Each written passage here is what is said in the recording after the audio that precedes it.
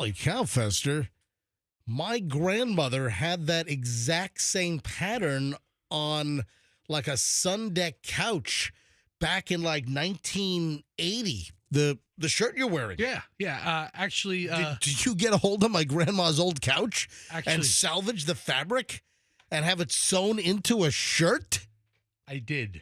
That's what I thought. I did, yes. Wow. I'll tell you. Actually, this is legitimate material from your grandmother's couch. I always thought that couch was hideous. And you continue the hideousness all these years later with wherever the hell you got that shirt. Where'd your grandmother live? This would have been in Lake Worth. Yeah. I remember my dad told me a story about some cougar he met in Lake Worth. Some what? Some cougar he met in Lake Worth. I thought you Worth. said some cooter. I'm like, what? Well, that's the inference I'm making. I met some. Man, that reminds me. Man, I wish I still had that audio. Man, there was a great audio bite from Fox 13, and I'm trying to remember the context, and I'm trying to remember. I think it ran on TV, or maybe somebody just sent me the video clip. You know, I've had plenty of friends over at Fox 13 over the years, but there was some video clip where they're interviewing somebody, and the woman starts saying something about the cooter cat. I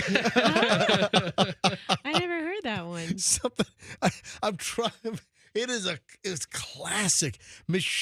Michelle still remembers the story, and occasionally, and I think within the last couple of months, Michelle somehow, my lovely wife, brought up the funny cooter cat audio from Fox 13. This is probably back in the late 90s, early 2000s. And again, there was some story, and I can't remember what the woman was talking about, but she was being interviewed by Fox 13. Might have been a live shot. I'm trying to remember, but I think we even had the audio bite. And we played it. I think we played it on the old MJ and BJ show, or after BJ left, the MJ morning show on the other radio station. But it was something about the cooter cat. I got to check and see if I've got the audio bite somewhere again. Maybe it'll refresh my memory on the context. But that was quite the buzz in the newsroom, the reporters, the photographers over at Fox 13 about the audio bite with the lady and the cooter cat. Something, and a cooter cat. It was just, what? What is she talking about? Anyway, so yes, Fessy, your shirt is horrific. I'm glad you like it. Yeah, thank you. Thank you so much. Hey, I would love to know why A dozen Ocala police cars passed me on the Howard Franklin Bridge this morning. Really? Yeah. And then, once people realize, people saw the police cars and everyone's like slowing down. Ooh, Yeah. I don't want to get pulled. And then once people saw it said Ocala police on the side of the car, everyone just sped up and started going faster than the police cars. Yeah. Why are they all going south? Yeah, I don't know. I don't know whether they're doing some training. Maybe there's Andrew, hold on. Turn your microphone on. Andrew, our producer. Yes, Andrew. Yeah, we had discussed this months ago about a place in St. Pete where they train. Maybe that's it. Also the Hillsborough County Sheriff's Office, they have that huge training facility out in East County. TPD has a facility as well. Do other agencies from around the state, do they go to the St. Pete training area? I'm sure it's like, inviting your friends over for lunch. Hey, how about you come over to my place and we'll fake shoot at each other? I don't think it's quite like that. I mean, I'm sure it's not that far off. If they're doing some training, it's obviously a little more planned than that than come on over for a BLT at 12 noon. They work together. Yeah. Hey, how about you come over? We'll train at our place this month. Next month we'll go to yours. I don't think Is that how they talk? I don't think it's quite that loosey-goosey of a conversation. I'm sure it's... I bet you. In Okala, I bet you it is. Hey, I'll take the horse. No, leave the horse. It's too far. Anyway, I looked in the rearview mirror and I'm like, what is that? And, I've seen it. Some of the police departments, some sheriff's offices, Hillsborough County did it for a while. Sometimes you see FHP. Have you ever seen where they turn the lights on the car, but they're just kind of marker lights? I still I've do. seen that. Every day I see it. Some agencies do it, some don't. Yeah, I see And that. that's where they don't have the lights flashing. Mm-hmm. It's just, we used to do this, I think it was like Philadelphia police or Chicago, certain police departments, they assumed or, and Hillsborough County, I've seen Hillsborough County Sheriff's Office. I see them do it. Some yes, some no. I Okay. know that a couple of years ago, there was an initiative with HCSO where the sheriff's deputy Suburbans, they would drive around Mhm. and they would have the red and blue running lights on. Okay. So they wouldn't be the flashing lights, like they're going to a call, the flashing police lights, but they would just leave them on in a static fashion. So they were just illuminated. So I'm looking in the rearview mirror and I saw in the distance, I'm like, oh, all this red and blue back. And I'm like, what is that? And then they start catching up to me because they were in a procession. It was like 10 or 12 Okala police cars, I-275 southbound, Howard Franklin Bridge. And I saw them probably 3/4 of the way across, over on the Pinella side. And they were just in the left lane. By the way, doing about 78, 80. Trucking. Yeah, in a 60 in the left lane. Just thought I'd point that out. Yep. Could you have made like a citizen citation? They're them all over, give them the they're flashers. doing 80 and a 60. I'm gonna pull them over. I'm gonna pull the whole procession over and make a citizen's arrest. No, but I wonder where they were headed. But because you don't typically see like a dozen Okala police cars on 275 southbound in a procession, and all of them had their police running lights on, where they just had the red and blue static lights illuminated. I see those police running lights like you quickly mentioned. I just see them in Suburbans or SUVs for HCSO. I haven't seen them in that's where I see them. Okay. Okay, yeah. They pretty much got rid of the cars. So HCSO, Well, then that's why I don't see the well, cars. well, I'm like, yeah. well, because they made a move away Yeah. from like the Dodge Chargers. Yes. So HCSO primarily, they have the Chevy Suburbans and they have pickup trucks. So they've gone to some F-150s, they've gone to some Dodges and some Chevys.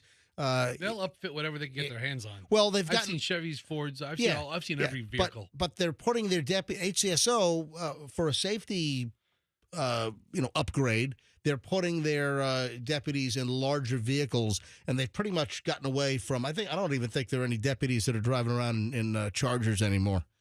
But all right, hey, just getting rolling here, but just interesting. If anyone knows where was the entire Okala Police Department going that they were on the Howard Franklin Bridge at 5:26 this morning? That's what I'd like to know. All right, 6, and they were speeding. They were speeding. You know what? Yep, they were speeding. That blue privilege, man. I tell you what.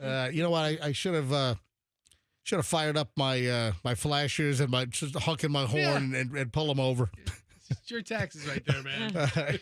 6:09, just getting rolling. Thursday, MJ Morning Show, Q105, Shriners with traffic. We're back in minutes. Traffic is still moving well around Tampa Bay. The overnight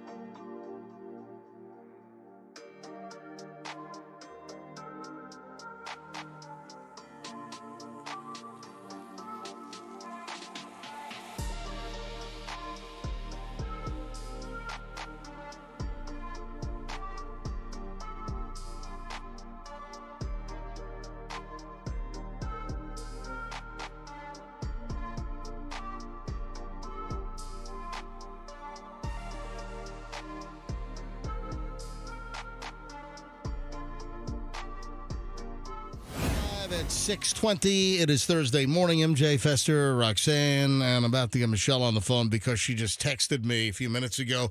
If you missed the opening of the program, why did I even bring it up? Because of his shirt. We went from Fester's crazy-looking shirt from your grandma's house. And then I thought he said... He said cougar, but you thought he said something else. Yeah, he said cougar, and I thought he said cooter. Yes. And I brought up this crazy story about how there was some video clip from a Fox 13 interview years ago where this woman is being interviewed and she's like, yeah, and her cooter cat. And I'm like, what? And it was quite the viral little video clip inside Fox 13. And I know I had the audio in my archives, but I can't seem to find it. But Michelle, my lovely wife, apparently listening first thing this morning, remembered the story. Hold on, let me buzz her up here. It's a very early appearance by Michelle here on the MJ Morning Show on 104.7 FM.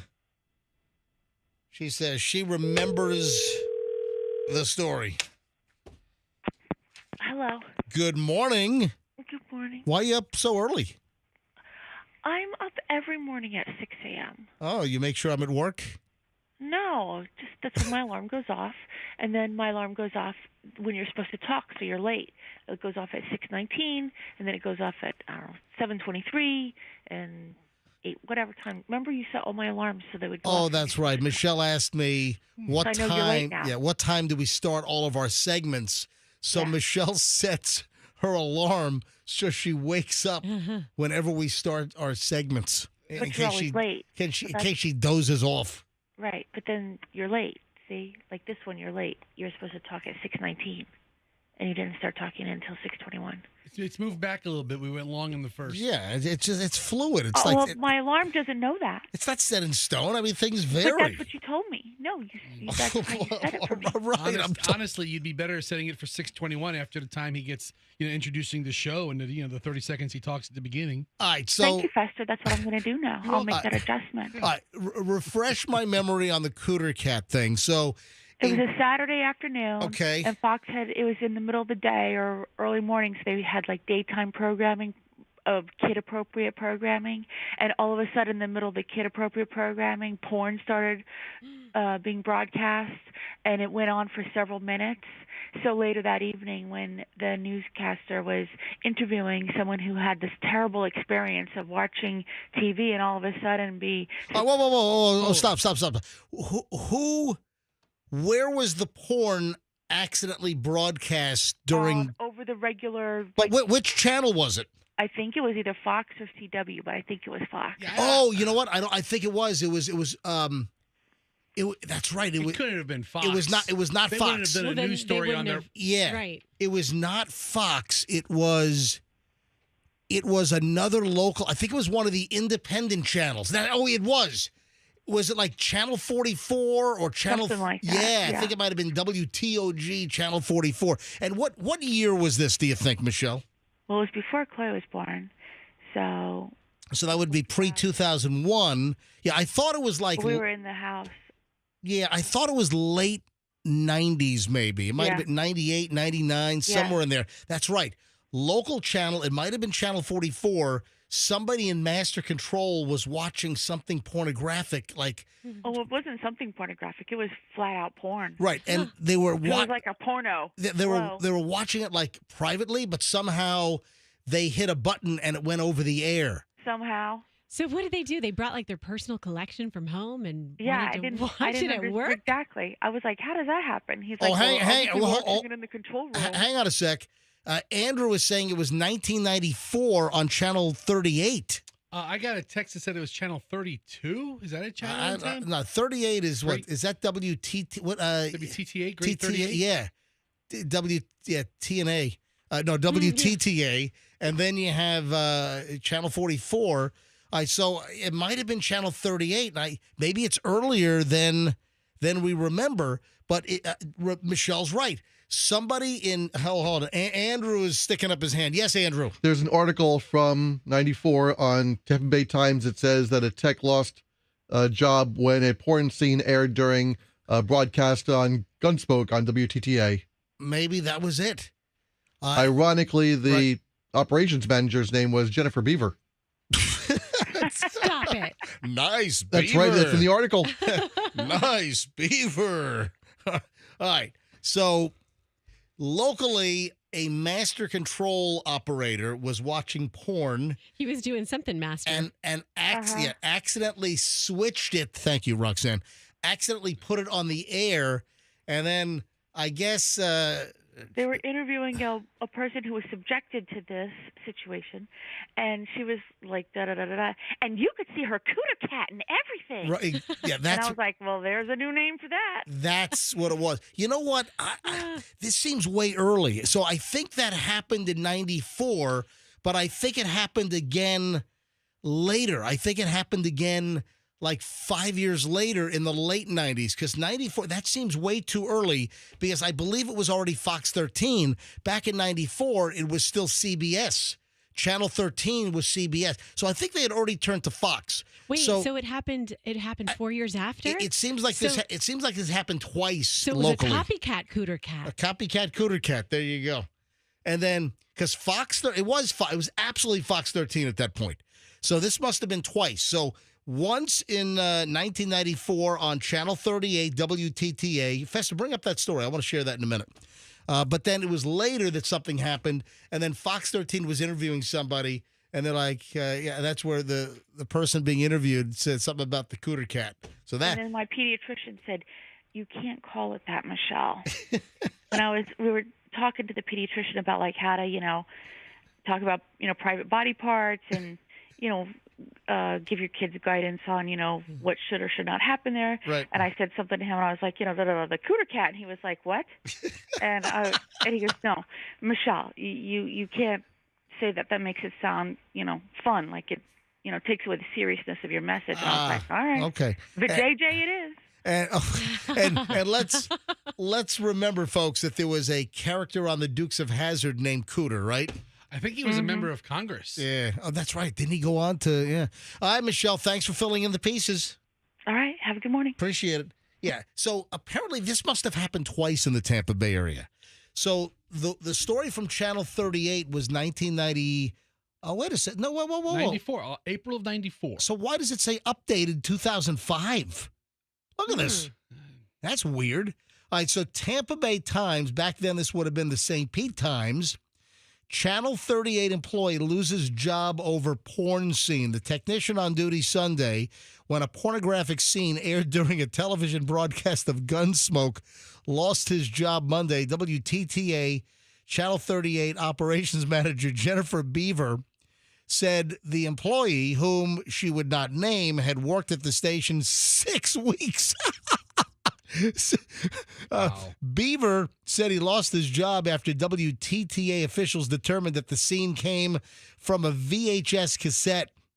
VHS is a home videotape format not typically used for broadcasting commercial stations like WTTA. After close examination of the off-air recording, the pornography, we are led to believe that the offensive video originated from a VHS tape machine.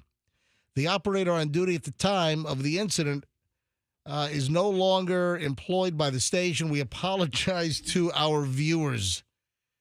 Yeah, so that was April 19th of 1994. Beaver said the employee denied watching a pornographic tape during the shift and denied sending the scene over the air. Nevertheless, Beaver said she and other managers determined that he was responsible. She would not say whether he was fired or agreed to resign. The station's management was apologetic, but maintained the broadcast was not intentional. It was purely accidental. Beaver said that's not no excuse. Station officials said the break in Gunsmoke lasted 11 seconds. The actual pornography was on the air for about 9 seconds. It showed a naked woman surrounded by naked men. Oh. With everyone in the scene performing sex acts. It aired at about 3:30 p.m. Sunday, just after Gunsmoke returned from a commercial break. Yeah, WTTA, a 3-year-old UHF station based in Tampa, has a signal that reaches about 2.5 million people, blah, blah, blah, blah. What does it say? It says the station received calls Monday from radio stations and newspapers across the country. We called them because the MJ, if this was absolutely, we must have called them because this was April of 94. The MJ Morning Show went on the air in February of 1994. Now, you were still making friends in this town. You wanted to get to know old Jennifer Beaver. Oh, there we go. Absolutely. Yeah, the station will report the incident to the Federal Communications Commission, which regulates broadcast licensing.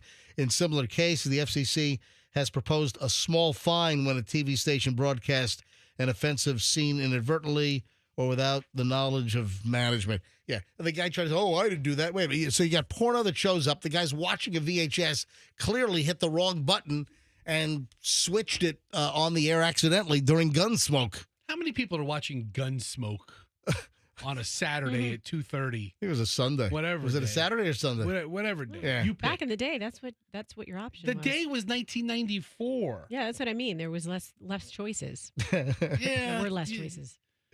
No, you still had cable. You still had plenty of cable channels back then. Not as many, but you had cable. All right, 6:31 at the MJ Morning Show. So that's the story of the Cooter Cat. Well, actually, no, because the Cooter Cat was later. I'm telling you, absolutely. Yeah, this did happen. I remember this incident, but there was another incident that happened in the late 90s, and that's where the Cooter Cat thing came from. All right, 6:32 at the MJ Morning Show. Let's do early morons in the news next. Yeah, Roxanne, you like the story out of Georgia? I don't know that I like it, but it checks all the boxes for morons in the news. Let's put it that way. Roxanne has a favorite morons in the news story this morning. The favorite is a strange way to put it. And this is Roxanne's favorite. She's like, man, we got to do the stories. I love this story. It's my favorite story of the week so far. Like a nice little bedtime story. Or start your day story. Tell it to your kids later tonight. Oh, terrific. Hang on. Early morons in the news next on the MJ Morning Show here on Q105.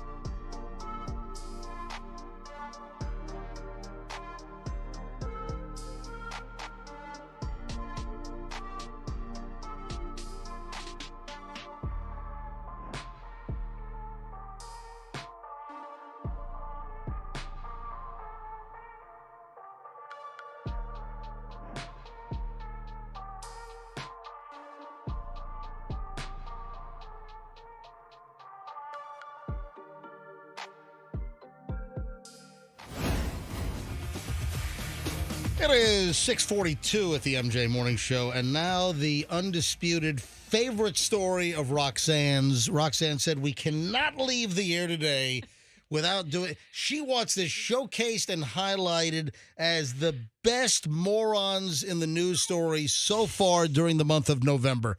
I'll grant your wish, Roxanne. When you're this passionate about a story that you love. This is a story with some passion. I will say that. Yeah. When you have a story that you love this much, you know what? I'm not gonna give it short shrift. Okay? I'm gonna make sure. Why are you turning red? You're turning violet. Yeah, I am. I look like a Christmas decoration. I have a green shirt on and a red face. You're all flushed. Mm-hmm. All right, what's the story? Hey, put Roxanne's camera on. Do you have it? Look at this. You're turning red. Mm-hmm. You're as red as a strawberry right now. It's like you're sunburned. This better be a good story. This is a lewd and lascivious story if there ever was one. Women were on a road trip. Two women. Road trip.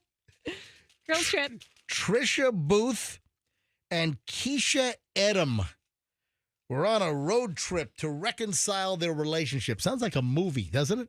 Sounds like some indie film. It sounds Thelma and Louise-ish right off the bat. Kinda, yeah. Did they kill anybody in a parking lot of a bar? Well, the women were on a road trip to reconcile their relationship when they exited Interstate 85 in Livonia, Georgia, last week, according to local Popo. Following their stop at 7 p.m., cops received 911 calls of a report of indecent exposure at or near the Raceway gas station.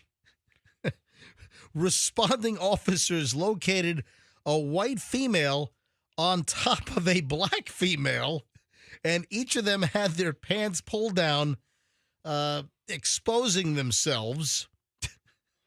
The suspects were found on a patch of grass between the Raceway and the McDonald's restaurant. So like a landing strip kind of between the Raceway and the McDonald's. There you go. Yeah, is patch of grass really necessary in this story? Booth was sitting straight up with her pants down on top of Edom's pelvic region, which was also exposed. The two were in the process of doing something in public view when law enforcement arrived.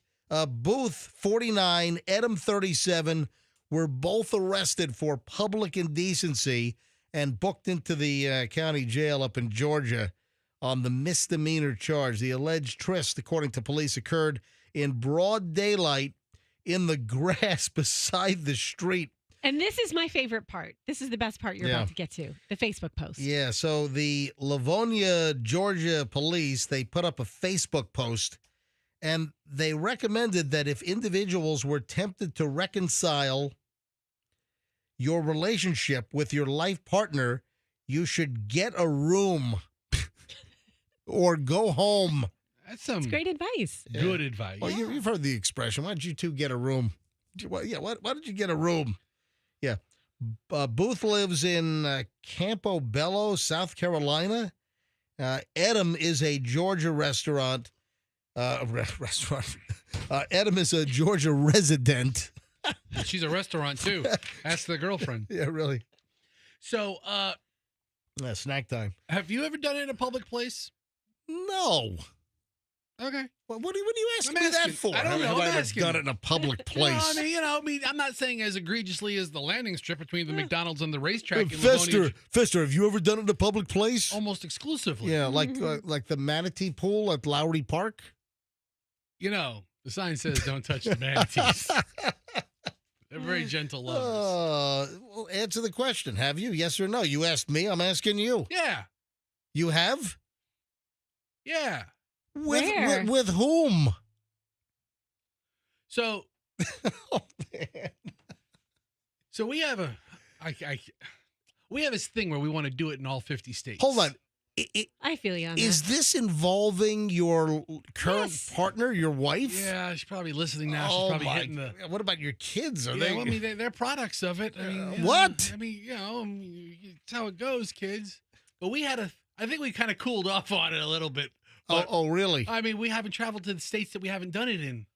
Well, What? you know what? I mean, we've done it in. I could probably name every state: New York, New Jersey, Pennsylvania, that's Florida, Georgia, Virginia, North Carolina, South Carolina, Alabama, Tennessee, Kentucky, Illinois. Hold on. You're telling me that you and your wife have had relations in public places in all of those states? No. What? No, we've done it in all of those states. However, No, this is about doing it in a public place, Right.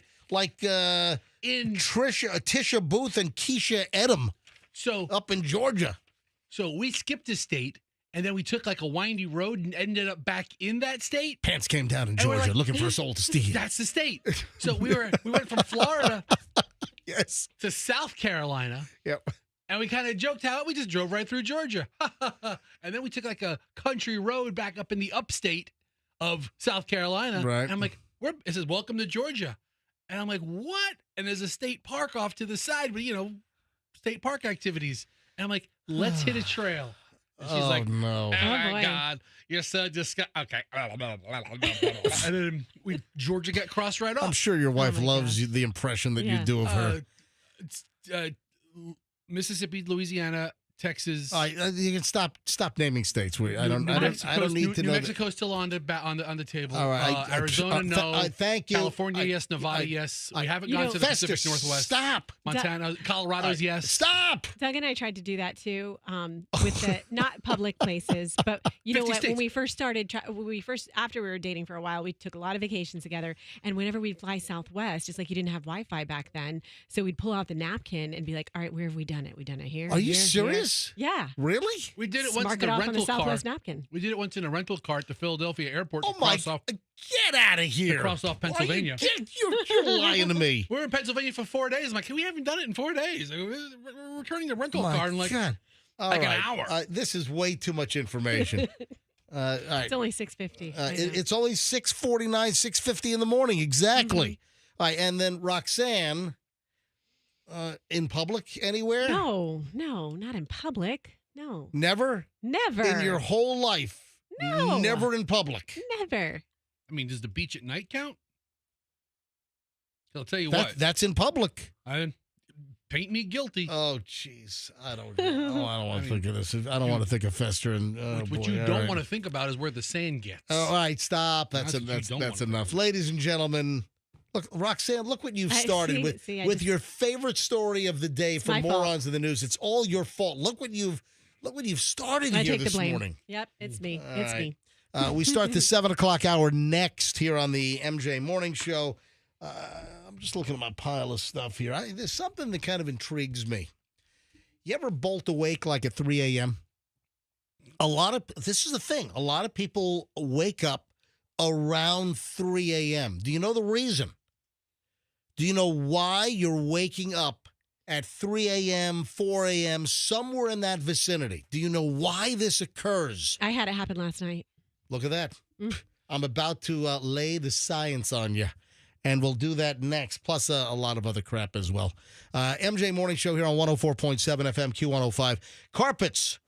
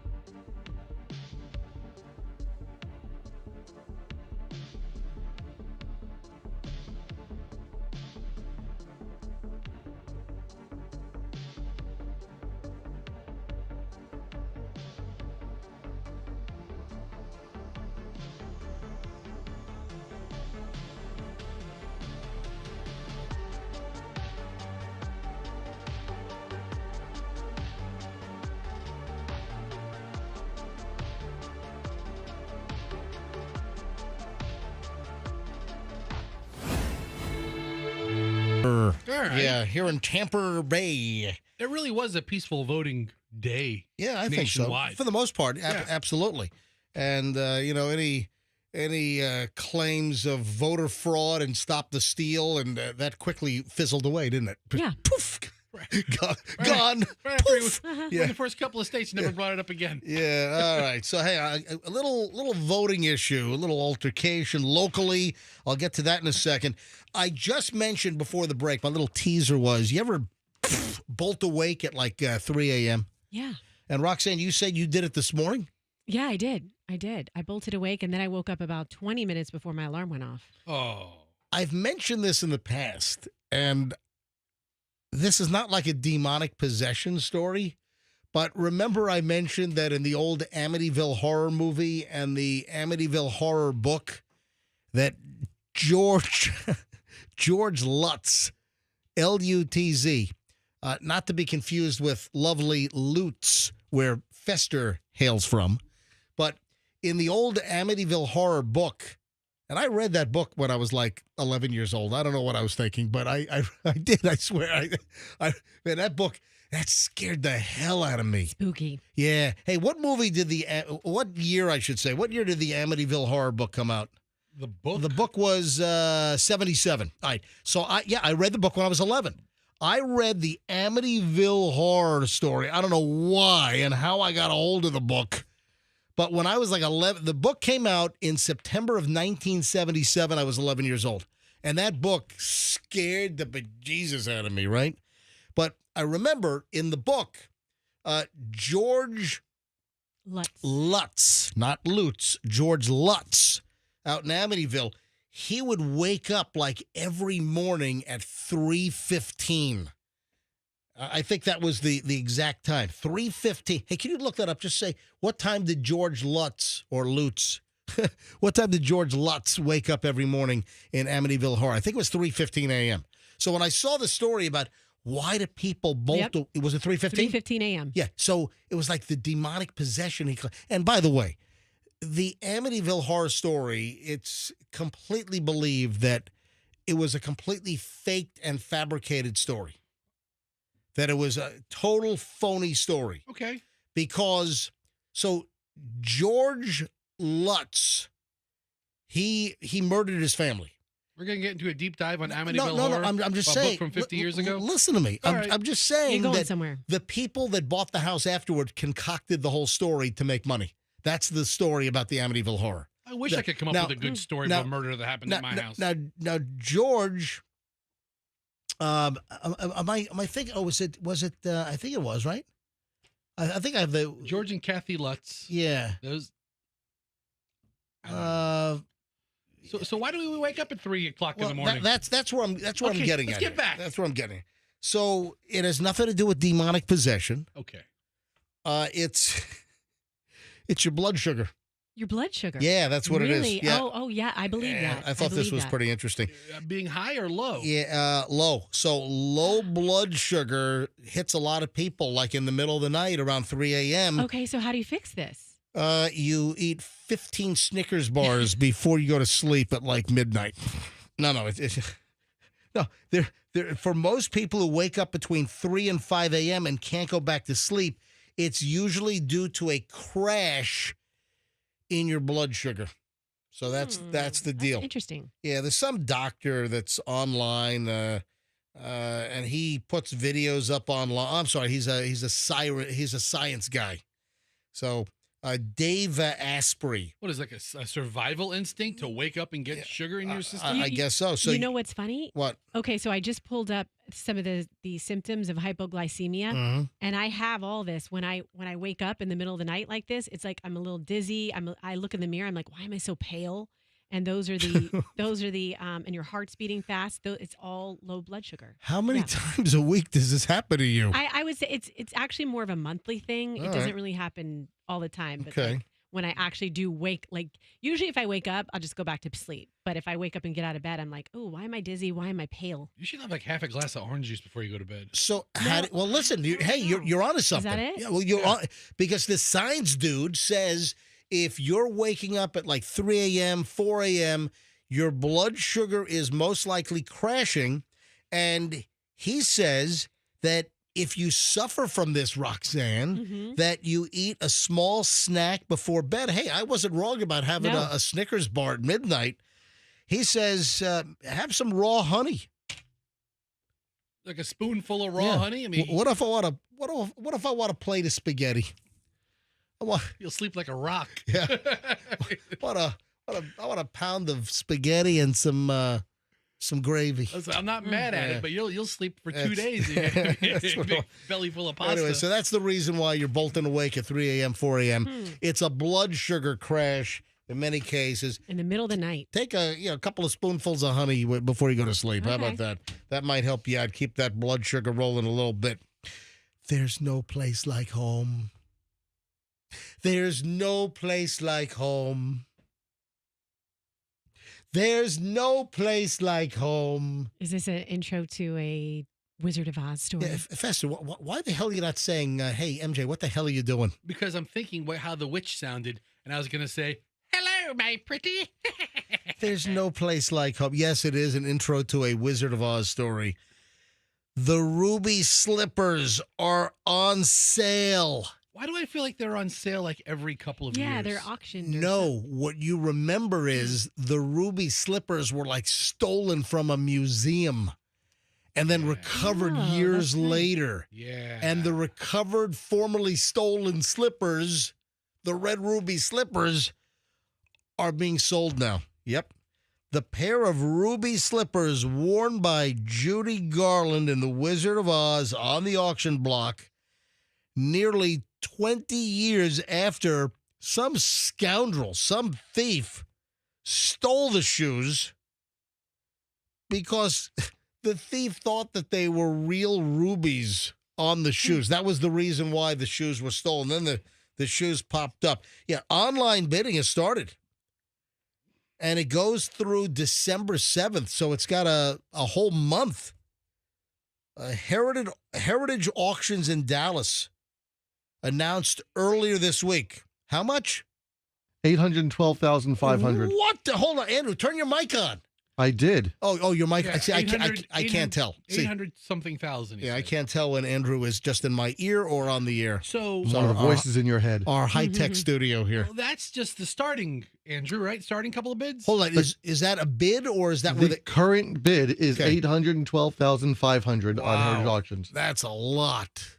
$812,000 is the current bid. All right, so folks, you might not want to jump on the Heritage Auctions website and maybe, if it's, maybe like $2,500, $3,200, maybe you want to jump in and offer $4,700 or something.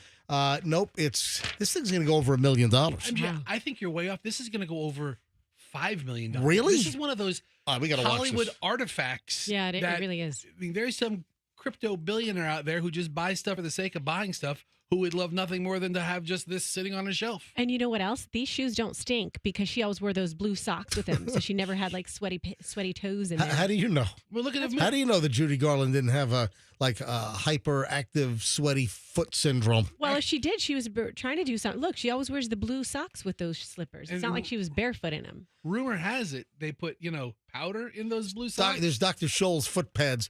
There's odor eaters in there. And one of the munchkins was pissed because he thought it was his bag of cocaine, and it was just a big fight. What on are the you set. saying? I'm All saying right, so the auction goes. They're storied. Auction goes through December 7th, and apparently it's currently at $812,000. Yeah, this auction company, they got the bedazzled slippers from Michael Shaw. He's a memorabilia collector who originally owned the Red Ruby slippers from the 1939, classic. Shaw had loaned the shoes in 2005 to the Judy Garland Museum in Grand Rapids, Michigan. And that summer, somebody smashed through a display case and stole the slippers. I'll get you, my pretty. What if he said that when he grabbed the shoes? Yeah, someone ripped off the shoes. The whereabouts, and this is crazy. So 2005, the shoes were stolen. The FBI recovered the stolen Red Ruby slippers from Wizard of Oz in 2018. Just 6 years ago? They found the slippers. The slippers were gone from 2005 until 2018. So the FBI was working on it for almost a decade and a half? Yep, most wanted. So now the museum is trying to get the slippers. One of several pairs that Garland wore during filming. Only 4 remain. So it's not like it's a one-off. There are 4 pairs of the Red Ruby slippers. Grand Rapids raised money for the slippers at its annual Judy Garland Festival. The funds will supplement the $100,000 set aside this year by Minnesota lawmakers to purchase the slippers. Hold on. Wait a minute. The Minnesota legislature wants to buy the freaking slippers? It was a top priority of Governor Walz. He said, if I'm reelected. And he started crying over the slippers, too. Yeah. So, $812,500 right now. The guy that stole the slippers was Terry John Martin. He was 76 when he was sentenced back in January to time served because of his poor health. He admitted to using a hammer to smash the glass of the museum's door and the display case, and what his attorney said was an attempt to pull off one last score after an old associate with connections to the mob told him the shoes had to be adorned with real jewels to justify their $1 million insured value. Listen, you could just look at the shoes and see their cheap, plasticky sequins, little discs. So there's a bow on the shoe. There's a little bow, and it looks like there's gems I see that. Yeah. on the bow. Right. The whole shoe is that it's sequin, right? Not sequence. Sequin. Sequin. Sequin. Sequin. S-E-Q-U-I-N. So- E. S-E-Q-U-I-N-E. Yeah, sequin. Yeah. The whole shoe is this maroon-colored sequin. I don't think there's an E on the end. Sequin. What is it? How do you spell it? Was I right the first time? S-E-Q-U-I-n. Okay, no E. Okay, so right. sequin Man, is I all would over. have screwed up the script spelling bee. Yeah. Yes, can you use sequin in a sentence, please? Okay. The ruby red slippers. No, so Fester's are right. covered in sequin. There's a bow on top of the red ruby slippers, and it looks like there are 3 jewels. 3 big jewels on each one, and like 50 little ones making a perimeter. Okay, on the bow. But though, so that's where they said it must be. No, it's red glass. They're not real rubies on the slippers. It's probably just a polished piece of plastic. So man, this story's crazy. Yeah. So this dude, some old mob guy at 76, is looking for one last score. Hey, Louie, I'm gonna do one last score, man. One last score. So he breaks in, 76 years old. One last score. A friend who had connections to the mob said that they must be real jewels. Anyway, that's ridiculous. I'm in a deep dive of these ruby slippers, and there are, in fact, as many as 6 or even 10 pairs believed to have been made for the production. Right, but only 4 remain. Yeah. Yes. This article says 5, but okay. Well, my article says 4. What do you want to do about it? Let's just, we're going to have to audit this. Isn't this like a movie plot of like some old retiring gangsters who's like rounding up the crew of old men for one last score? What was that old movie where the old guys rob a bank? I'm trying to. Was that like this? Was that like Walter Matthau or something? What was that movie? This needs to be a movie. Guys, I got the ruby red slippers. One last score. Going in Style is the name of that old movie. They're worthless. Yeah. Who was in that? It was like Walter Matthau and... I have to look it up. Going in Style movie. Oh, hang on. No, so it was Alan Arkin, Morgan Freeman. No. That's a 2017 version, Going in Style, with Morgan Freeman, Michael Caine, and Alan Arkin. No, there was a different movie I thought, like back when I was a kid, where the old... Yeah, I'm sure. There you go. This premise has been recycled a couple times. There was a George Burns movie, I guess, where they rob a bank or something. All right. George Burns robbing a bank. Sweetheart, please put the money in a bag, sweetheart. Thank you. We have this crazy election violence story locally. What the heck? Now, where locally? Lithia. Oh. This is Hillsborough County out in Lithia. From Fox 13, talking about the violence at a Fishhawk polling place or whatever. Election day turned violent in Fishhawk. Deputies say a man attacked 2 women who supported different political candidates. According to the Hillsborough County Sheriff's Office, deputies were called to the corner of Fishhawk Crossing Boulevard and Dorman Road in Lithia. This is about 12:30 p.m. on Tuesday. This is election day. Yeah, it's prime voting time. There was an altercation between a man and a woman, or 2 women, rather, according to the initial report. Deputies said that Stuart James McMillan, 71, and the 2 women had a disagreement over political candidates, and it got out of hand. According to the HCSO, the guy, McMillan, pulled one of the victim's flags to the ground, grabbed her hair and throat. What the hell? Hey, Stewie McMillan, what are you doing, Stewie? When the second victim tried to help, deputies said McMillan charged at her and grabbed her by the throat as well. Oh, wow. This is really violent. This took place down the street from the Palmetto Club at the Fishhawk Ranch polling station.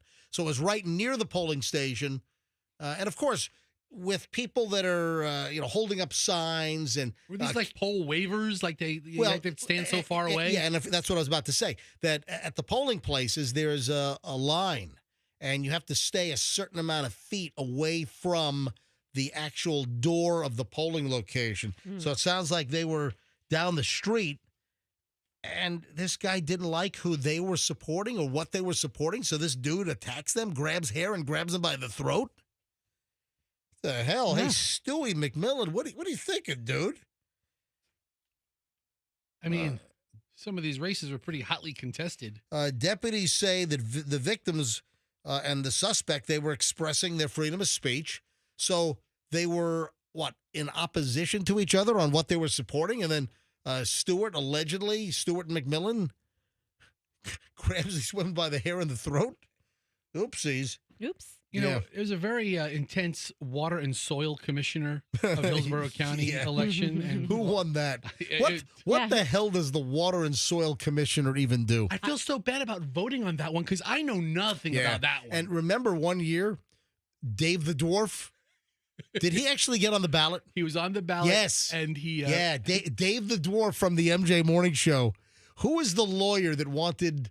Remember, there was a lawyer friend of the show that put Dave up to run, and Dave filed the paperwork, and Dave the Dwarf actually ran for soil and water commissioner in, I don't know, 1990, maybe 2000 or something. He was on, it was Dave. Yeah. Then in parentheses, Dave the Dwarf Flood.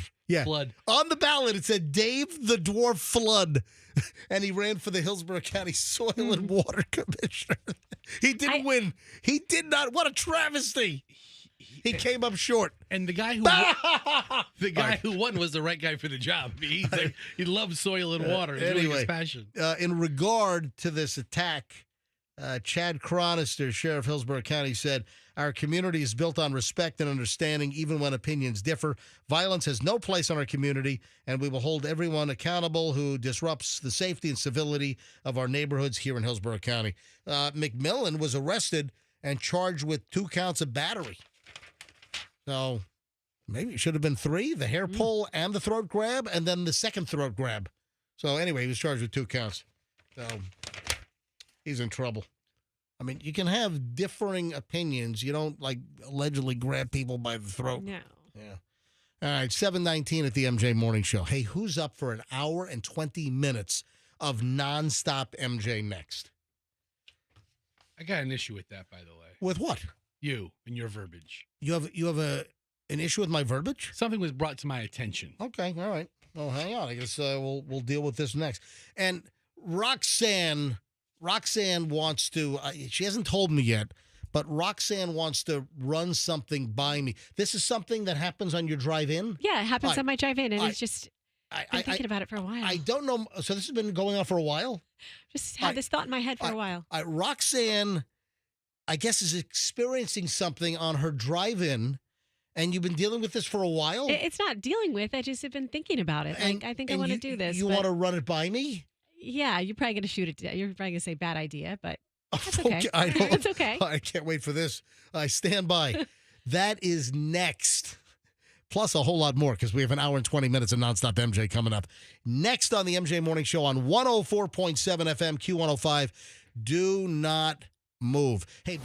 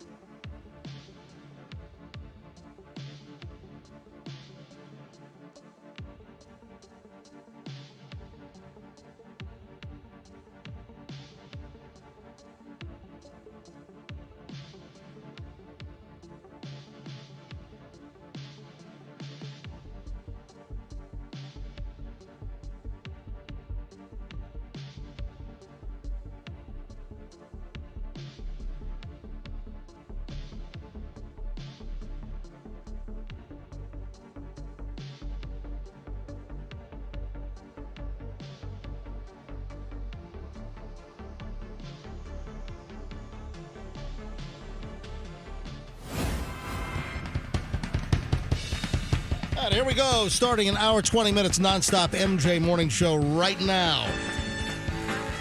And apparently, before I started, Fester wants to what? Excoriate me? Chastise me? A point was brought up to me by an unsuspecting person about you and your verbiage. You mean an unsuspected person? No, I would not have suspecting this person would have asked me this question. I don't think you said it properly, but go ahead. So somebody is questioning my hour and 20 minutes of nonstop MJ, which we start every morning about this time? I don't know if he's still in the car. He might have just gotten dropped off. But my son, Hudson. Oh, your son. He asks me a bunch of questions about the radio show. God, well, that's healthy. Day. That's good. Every day he has questions. Very observant, very precocious. Well, astute. He's inquisitive is the word I'm looking for. So yes. He asks about you. He asks about pulling pranks on you. And he says, why does MJ say an hour and 20 minutes of nonstop MJ? Can you and Roxanne not talk?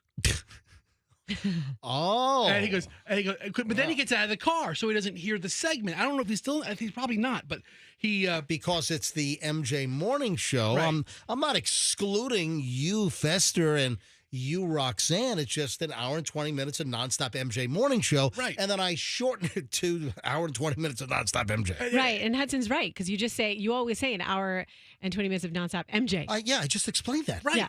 Yeah. But that's what he's hearing. And so he it's heard. just, Then he gets out of the car. He's like, "Oh, I guess Dad's available for the next hour and 20 minutes. 'Cause he's not talking." nonstop MJ. So Trying to get a word in. Your son thinks that you and Roxanne don't talk He asked during the hour, 20 minutes of nonstop MJ? I reassured him that occasionally Roxanne and I can get a word in edgewise, Stop it. but only occasionally. Yeah. All right, well, let's let Nonstop. Roxanne get a word in edgewise. So, all right. What is this item you want to talk about? Roxanne, this is something I don't know much about. All I know is that Roxanne wants to discuss something that happens on her way to work. Okay. This better be good. Well, you know, 'Cause I'm really building this up. All right, this better be good. you ever, you have this pattern in the morning that you follow every day, and Who, me? we all do. Oh, right? we all okay. We all drive Just the same way. in general. In general, we all In get in our general, car. people have patterns. People Commute. are creatures of habit. We're creatures of habit. All right. Speaking of creatures, I pull out of my driveway. I see 2 little bunnies. Good morning, little bunnies. I feel like they're my friends. And then occasionally I'll see that deer I told you about, although I haven't seen it in a while, that would stand in the median. And, I make my way to work, and there's this one guy I see every single day. And he's walking, I assume he's walking to work. I'm pretty sure of it. Where is this? And this is right after I've gotten off the bridge, when I'm crossing over Gandhi, or what street is that? Fourth. Yes. Hold on. You're on 4th. Yes. You're I'm on on 4th, and you're crossing over Gandhi. Correct. In St. Pete. In St. Pete. Gotcha. And I always see this one gentleman walking to work. And he's just kind of like my friend. And in my head, I'm like, oh, good morning. He doesn't know me. I've never talked to him. Whoa. But- How do you know he's walking to work? Well, about a month or so ago, whenever I stopped and got McDonald's. Would you follow him? No, but I think he goes to the McDonald's. I think I saw him start. I was like, wait, he's walking to this parking lot. He might work at this McDonald's. Oh. Or maybe he was just getting McDonald's on it. Maybe that's his routine. All right, so what are you saying? You see this guy Yeah. almost every morning? I feel like he's my friend, and I want to give him a ride. So Oh, wow, that escalated quickly. But inherently, we're told, from the time we're young, don't give rides to strangers. Stranger danger. Don't take rides from strangers. Listen, I'm sure the guy is a nice guy. Yeah. He's probably walking to work. You seem to think that he works at the McDonald's right down the street here. Yes. So wait a minute. Let me get this straight. Just because you drive to work at roughly the same time that he's walking to what we believe is work, you've sort of made a connection, and mental connection. He's your friend now? He's just like he's a warm feeling, even though I don't know him. I see him, oh, there's my guy. All right, the sun is coming up today. Just that pattern. So I see the 2 bunnies. I see this guy walking. It's like, all right, here we go. All right, so why don't you stop one morning and just say, hey, I'm Roxanne. I see you every morning. Are you available for some tea later today? Let's have a coffee. Yeah. Let's have you work at McDonald's? I'll tell you what. Let's have a Happy Meal together. He's a part of my life, and he doesn't realize he's a part of my life. That's the oddity of it. And let me take it a step further. He times things out for me. This guy is like clockwork. What do you mean he times things out? Because I know exactly how on time or early I'm going to be based on where he is in his walk. That's right. So if you're saying this guy's walk is like clockwork? It is like clockwork. This guy's like a precision, like an atomic clock? Well, yeah, this guy leaves at the exact same time. Roxanne's kind of a wild card on her time. Yes. If you see him at this point, you know you're on time. If you see him past that point, Exactly. you're running late. If Like he started- a national National Bureau of Standards master clock or something? He is. If he's approaching Kroger Boulevard, I'm screwed. I mean, I'm going to be running in here. Right. Okay. So that's what it is. And my dad used to hitchhike when he was young, and he would tell me he'd wear brass knuckles in case he had to get in a fight or something when he was hitchhiking. Your dad's hitchhiking he had to with hitchhike brass to work. knuckles. And so then I think to myself, I think of these stories. I'm like, all right, I shouldn't pick up strangers, but I have this urge to be like, especially if it's a hot day, which we're getting into cooler days. Hold on. This is hey, a mess. do you need a ride? Roxanne, hold on.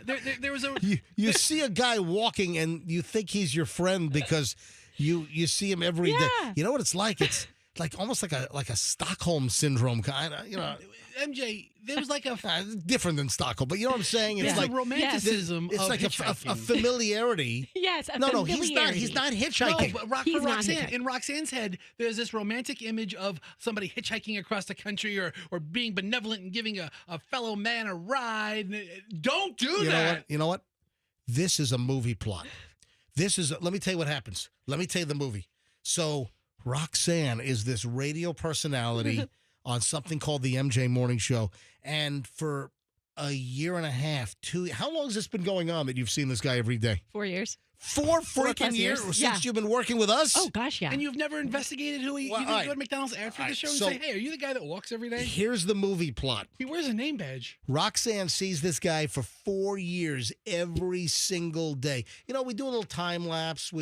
Maybe we do this up north so we can show the seasons, some snow on the ground, then it melts. And like then a montage. Then spring, yeah. And then you kind of put together a montage of like 4 years of Roxanne seeing this individual walking. And then finally, one day, Roxanne stops and says, hey, I see you. I know you see me. I don't think he does see me. Every single day. Listen, this is my movie plot. Why don't you butt out of my script writing? Get out of my writer's room.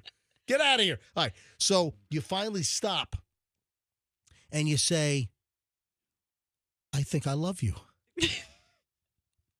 I want to be the mother of your children. Ooh.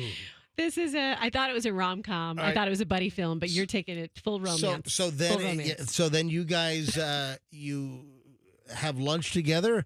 There's a budding romance, and suddenly you're in love. Then you're engaged, and then you marry the guy that you saw walking to McDonald's to work for the next, over a 4-year period, and then you have children together. And then you live happily ever after. Oh, we need some more plot twist than that. That's just a happily ever after. I'm giving you a little treatment. I'm still having to write the whole script here. We need to have some ups and downs. We need to have some hurdles to overcome. All right, so he attacks you with an axe? Is there a murder in this movie? He'll end up axing you? We need to have the save the cat moment too. See, I know all the plot points of screenwriting, so we need to juice this up. But I think it's got legs. You know what? We could actually have a new instant classic like The Shining where, here's Johnny. He could say, let me axe you a question, and then he hits you with an axe. What do you think? Yes. Yeah, isn't that brilliant? Let me axe you a question. Can you just let the guy walk to work? No, I have been letting him walk to work. I have never approached him. But I'm just telling you, the point is, it's the humanity. It's like, you could be that. If he doesn't show up to his workplace one day and thinks nobody's going to miss me there, I'm going to miss him. All right, listen. You have to approach him and tell him that he is your soulmate and you're leaving Dig Dug. No. That's what you need to do, clearly. No, Roxanne, I've never seen somebody walking on the side of the road for some period of time, and I think that they're my friend. That hasn't happened. Okay, he's my morning commute friend that doesn't know he's my friend. While you're traveling to work in the morning, MJ, do you ever, in your neighborhood, a couple of windy turns, do you ever see the same person at or about the same time, either working out in the morning? I see occasional joggers, but nobody that I'm like, oh, there's Phil. I don't know their name. Exactly. Right. I don't repeatedly see the same person in my neighborhood in the morning. No. Okay. Roxanne, you should meet the guy. I think so. I mean, at some point I'm going to have to. Imagine when he gets to work, he gets to the McDonald's, and he's like, guys, you're never going to believe what happened to me. I've been working here for 4 years. Nobody's ever talked to me. This crazy white chick just pulled over, started harassing me for no reason. I was going to call the police on her. I thought she was dangerous. Something like a psycho or something. She was going to kill me or something. Yeah, like that Eileen Warnos or something. I just want to make my McGriddles and help the people. She's gonna pick me up and murder me. Oh, that's the new twist. Roxanne's the killer. Roxanne's the killer. Yes. Now you're talking. Roxanne says, Now you've got a plot. Roxanne says, let me axe you a question.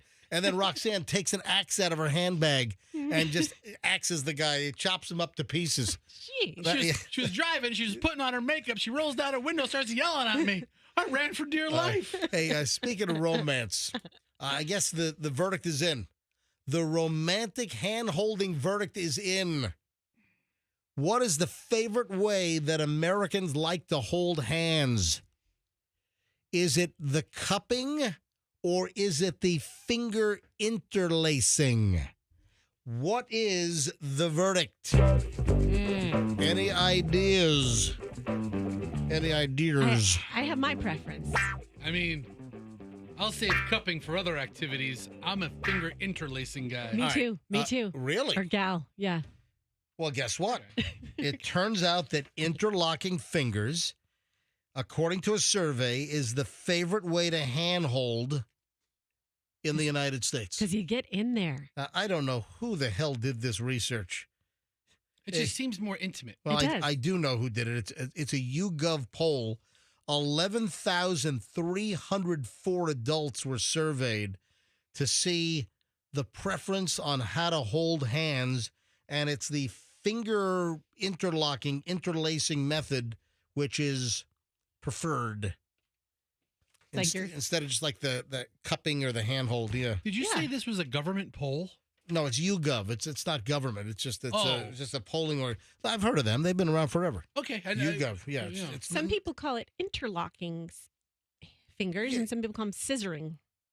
No, that's something different. Is it? Let's not talk about that's that. very different. Is it very different? Let's not talk about scissors. Well, I mean, nope. Just no. let it go. Okay, sorry.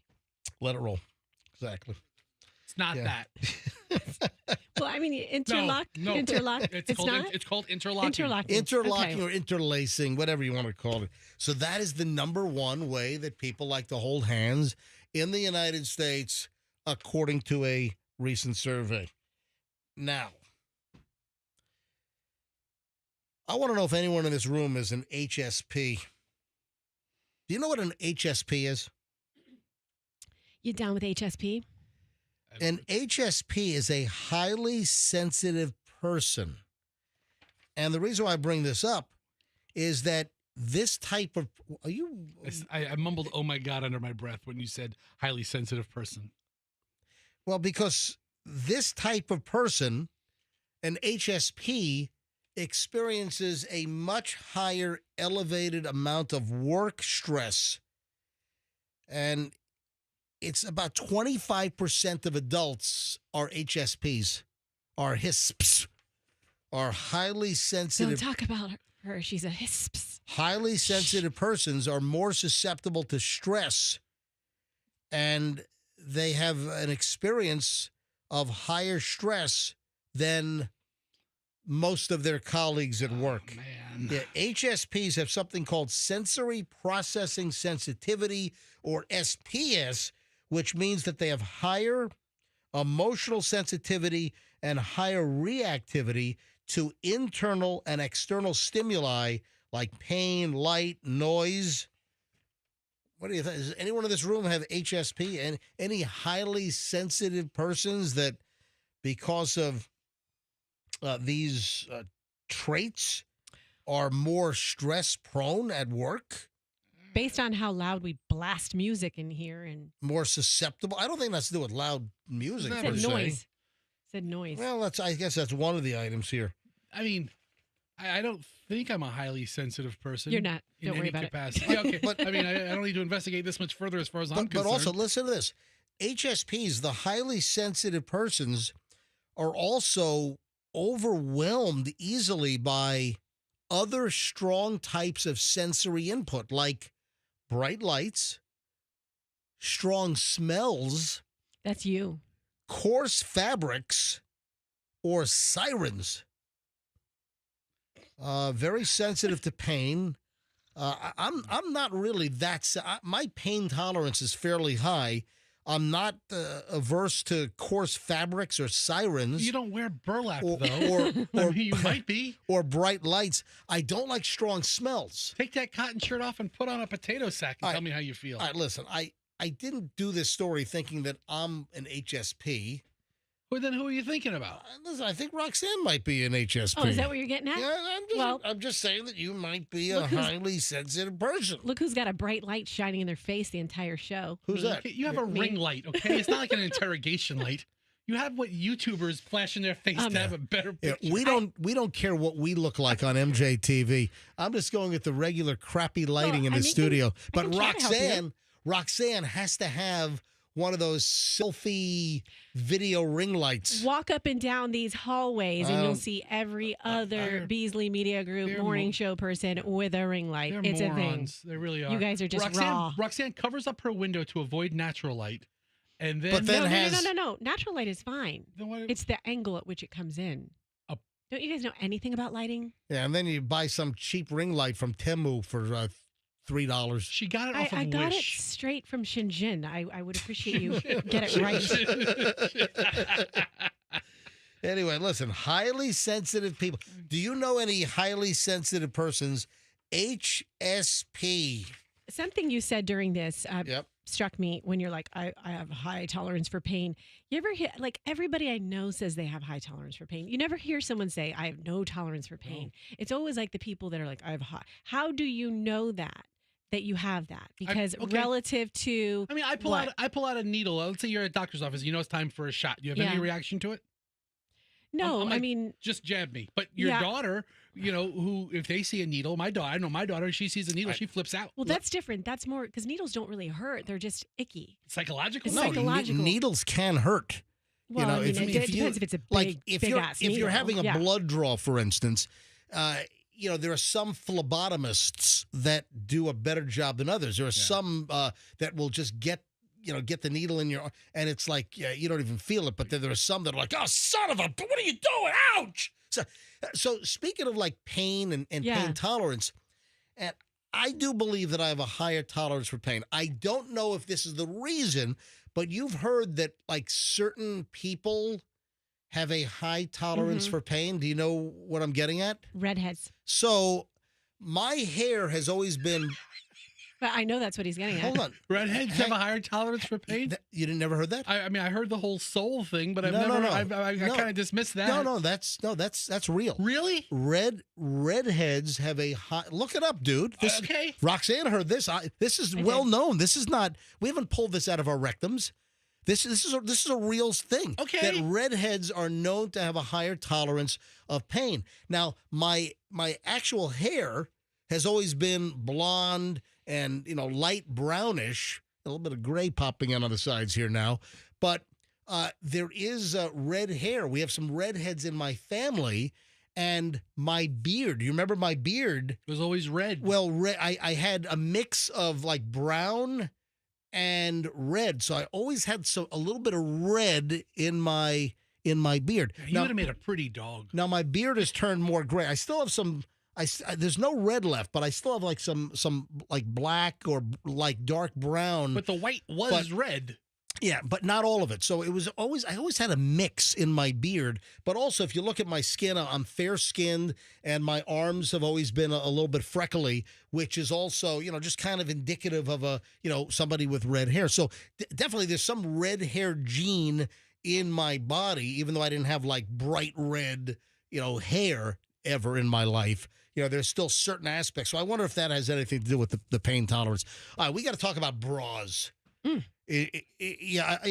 will take the call. I've got to talk about, there's a new bra trend that it was dumb when this happened, and it's dumb still. Well, I have a little bra thingy to add, because we talked bras briefly the other day, and I got quite a few DMs about it.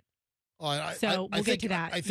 I think my bra thing is probably different from that. Okay. But hold on. But I'll let you. You can work it in.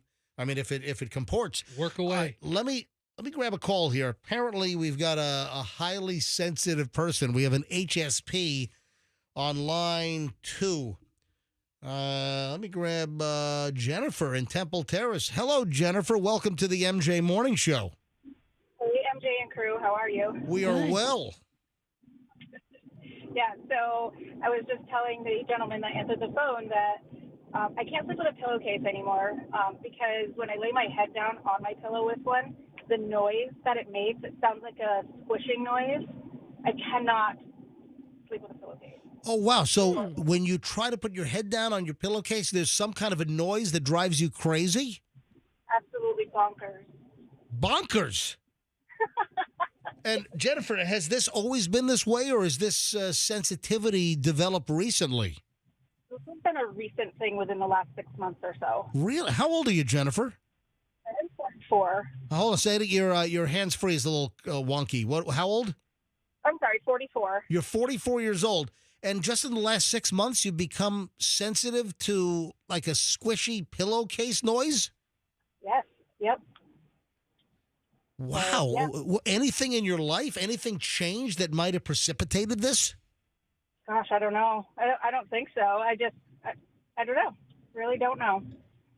So you sleep with a pillow with no pillowcase now? Yes. Anything else? So with this sensitivity to the pillowcase noise, anything else change in your life? Have you become sensitive to anything else? Gosh, I mean, got me on the spot. I don't know. I mean, Probably, but if I it's don't know. just one thing, Jennifer, Wow. it could just be like a quirk. You don't have to give yourself this big old label. It might be a quirk. I don't know, but All right. I feel sensitive to pillowcases. So. All right. Well, Jennifer, thanks for checking in. So when we were talking about the HSP and fabrics for some people, that triggered you, huh? Absolutely. All right. Thank you, Jennifer. Have a great day. Thanks. You too. Bye. Interesting. You never know what's going to, phone into the show. Look at that.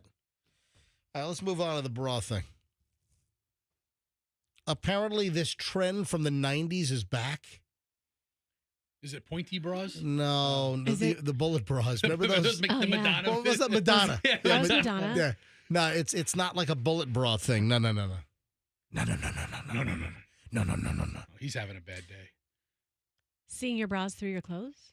You're getting closer. Do you remember that grunge look back in the 90s where some women were wearing the bras on the outside of their clothes? Do you remember that? I never did that. Oh, I didn't say you did it. I'm just wondering, do you remember there was a grungy look? This was a 1990s kind of look, and like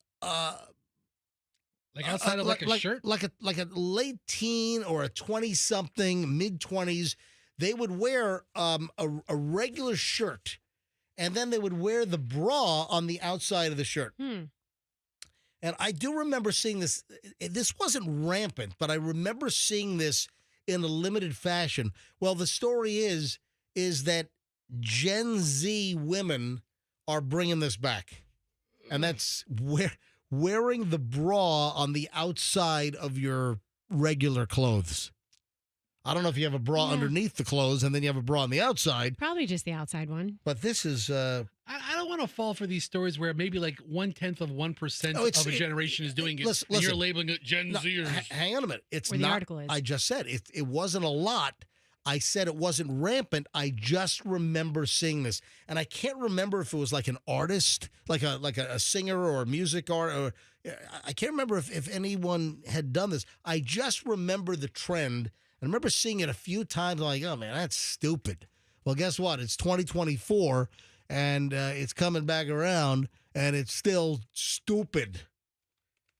So just listen, I'm just saying heads up. Grunge girls, that's I guess the term, that grunge girls are going shopping at like thrift stores and finding bras, like larger bras to use as the outer fashion accessory, bringing back this look from the 90s. So listen, just heads up. This show is on the cutting edge, and I'm just letting you know if you start seeing the bras on the outside with Gen Zers, late teens, early to mid-20s, that's what's going on. It's an outside accessory, visible bra dealio. Well, I'm going to wear my underwear on the outside tomorrow. Big old pair of granny panties, right? Or right over my pants. All right, so what's your bra offshoot? My bra thing, we just, kind of threw it out there the other day because I was on Halloween night. I was standing there talking to my sister and one of her neighbors who I don't know that well. And I just felt compelled. I'm like, ladies, I'm sorry. No one could see me. I'm like, I got to take my bra off. I've had it on all day and I can't take it anymore. You mentioned this. Yes. And then you talked about this on the show yesterday. This is a follow-up. Because I asked you if you had done the old trick, because Michelle does this occasionally. Yeah. So that's exactly what I did. If Michelle's had a bra on all day and then it's like maybe dinner time or after dinner, we're watching TV, I'll see Michelle do the bra trick where she kind of reaches in, undoes the bra, and she pulls it through the arm sleeve. Yep, that's what I did. Yeah, it's like some kind of Houdini bra trick or something. Yep. I did the pull through the sleeve trick. And what'd you do with the bra? Would you throw it in your kid's trick-or-treat bag? Exactly. I had an extra one and I shoved it in the trick-or-treat bag. Yes, for overflow. And so I got quite a few DMs and texts from Trick or people treat, smell my bra. smell my pits. Is probably what it would be. All right, Close to your so armpits. where's this going? Well, where it's going is I got a lot of like relatability feedback of women saying, "Oh my gosh, I can't take it. My bra just and the word that I use is that my bra gave me anxiety at that moment. Like I'd had it on all day, had to come off. And so you have bra-anxiety? Yeah, so I had multiple people say they too have bra-anxiety. It's a thing. It just expires. The day goes on, and if you reach that, I don't know what it is, 10-hour mark, I was like, get me out of here. What do you say we stick with garments for a moment? Okay. Apparently, Taylor Swift was seen wearing a Kansas City Chiefs jacket that a person sold on eBay. Really? Yes. And they're like, it absolutely was the jacket because there was a certain crease, I guess, in the arm of this jacket. It was like an older, vintagey, I guess, Kansas City Chiefs jacket. And this is the deal. The person has come forward and said that Taylor Swift was seen wearing their old jacket that they put on eBay. And this is a great. Oh, do you have? This is from Access Hollywood. Yeah. So this is her. Yeah, that's the seller. Yeah. I don't have the Access Hollywood story, but Fester apparently just found it. Hey, I'll play the audio here. Listen, this is great. So how did, and I know everyone's asking the question, how did Taylor Swift, who's allegedly now a billionaire, why is she wearing a Kansas City Chiefs jacket that was sold on eBay? I mean, you get it how you get it. Right, I mean, listen, it's one-off stuff. Roll the Access Hollywood audio. Go. Right, here we go. Y'all, Taylor Swift was wearing my old jacket at the Chiefs game tonight. You never know where your eBay listing will end up. Yep. One lucky Swiftie revealed on TikTok that Taylor Swift wore her old Kansas City Chiefs bomber jacket while cheering on boyfriend Travis Kelce at Monday's game against the Tampa Bay Buccaneers. In a video uploaded by creator Court Talks LOL, the young woman says that upon recognizing that the jacket looked familiar, she spoke with her family who noted that it had been sold to someone from California on eBay. Y'all, Taylor Swift was wearing my old jacket at the Chiefs game tonight. So, story time. Tonight, we saw Taylor Swift in the pictures of her coming into the Chiefs game, and my mom was like, that jacket looks familiar. That looks like the one you used to have. And so I was like, did we sell that on eBay? So I checked with my dad, and he was like, yeah, isn't that the one that went out to California? And I was like, you're lying. Yeah. She then explained that they checked, and sure enough, it was listed as bought by the pop star stylist. The Swiftie went on to say that one feature of the jacket is the bend in the back, which was also seen in photographs of Taylor. We checked, and it did go to California. And obviously we would have noticed if it said, like, shipped to Taylor Swift. And I'm a longtime Swiftie. I'm talking, like, almost 20 years, but even I don't know the name of her stylist, and that is who bought the jacket. All right, so that's the deal. So never know. Taylor Swift's stylist found this older, like, vintagey. So Taylor's not on eBay. The stylist has to accumulate clothes that maybe she'll like. Okay, you know what? I need a stylist.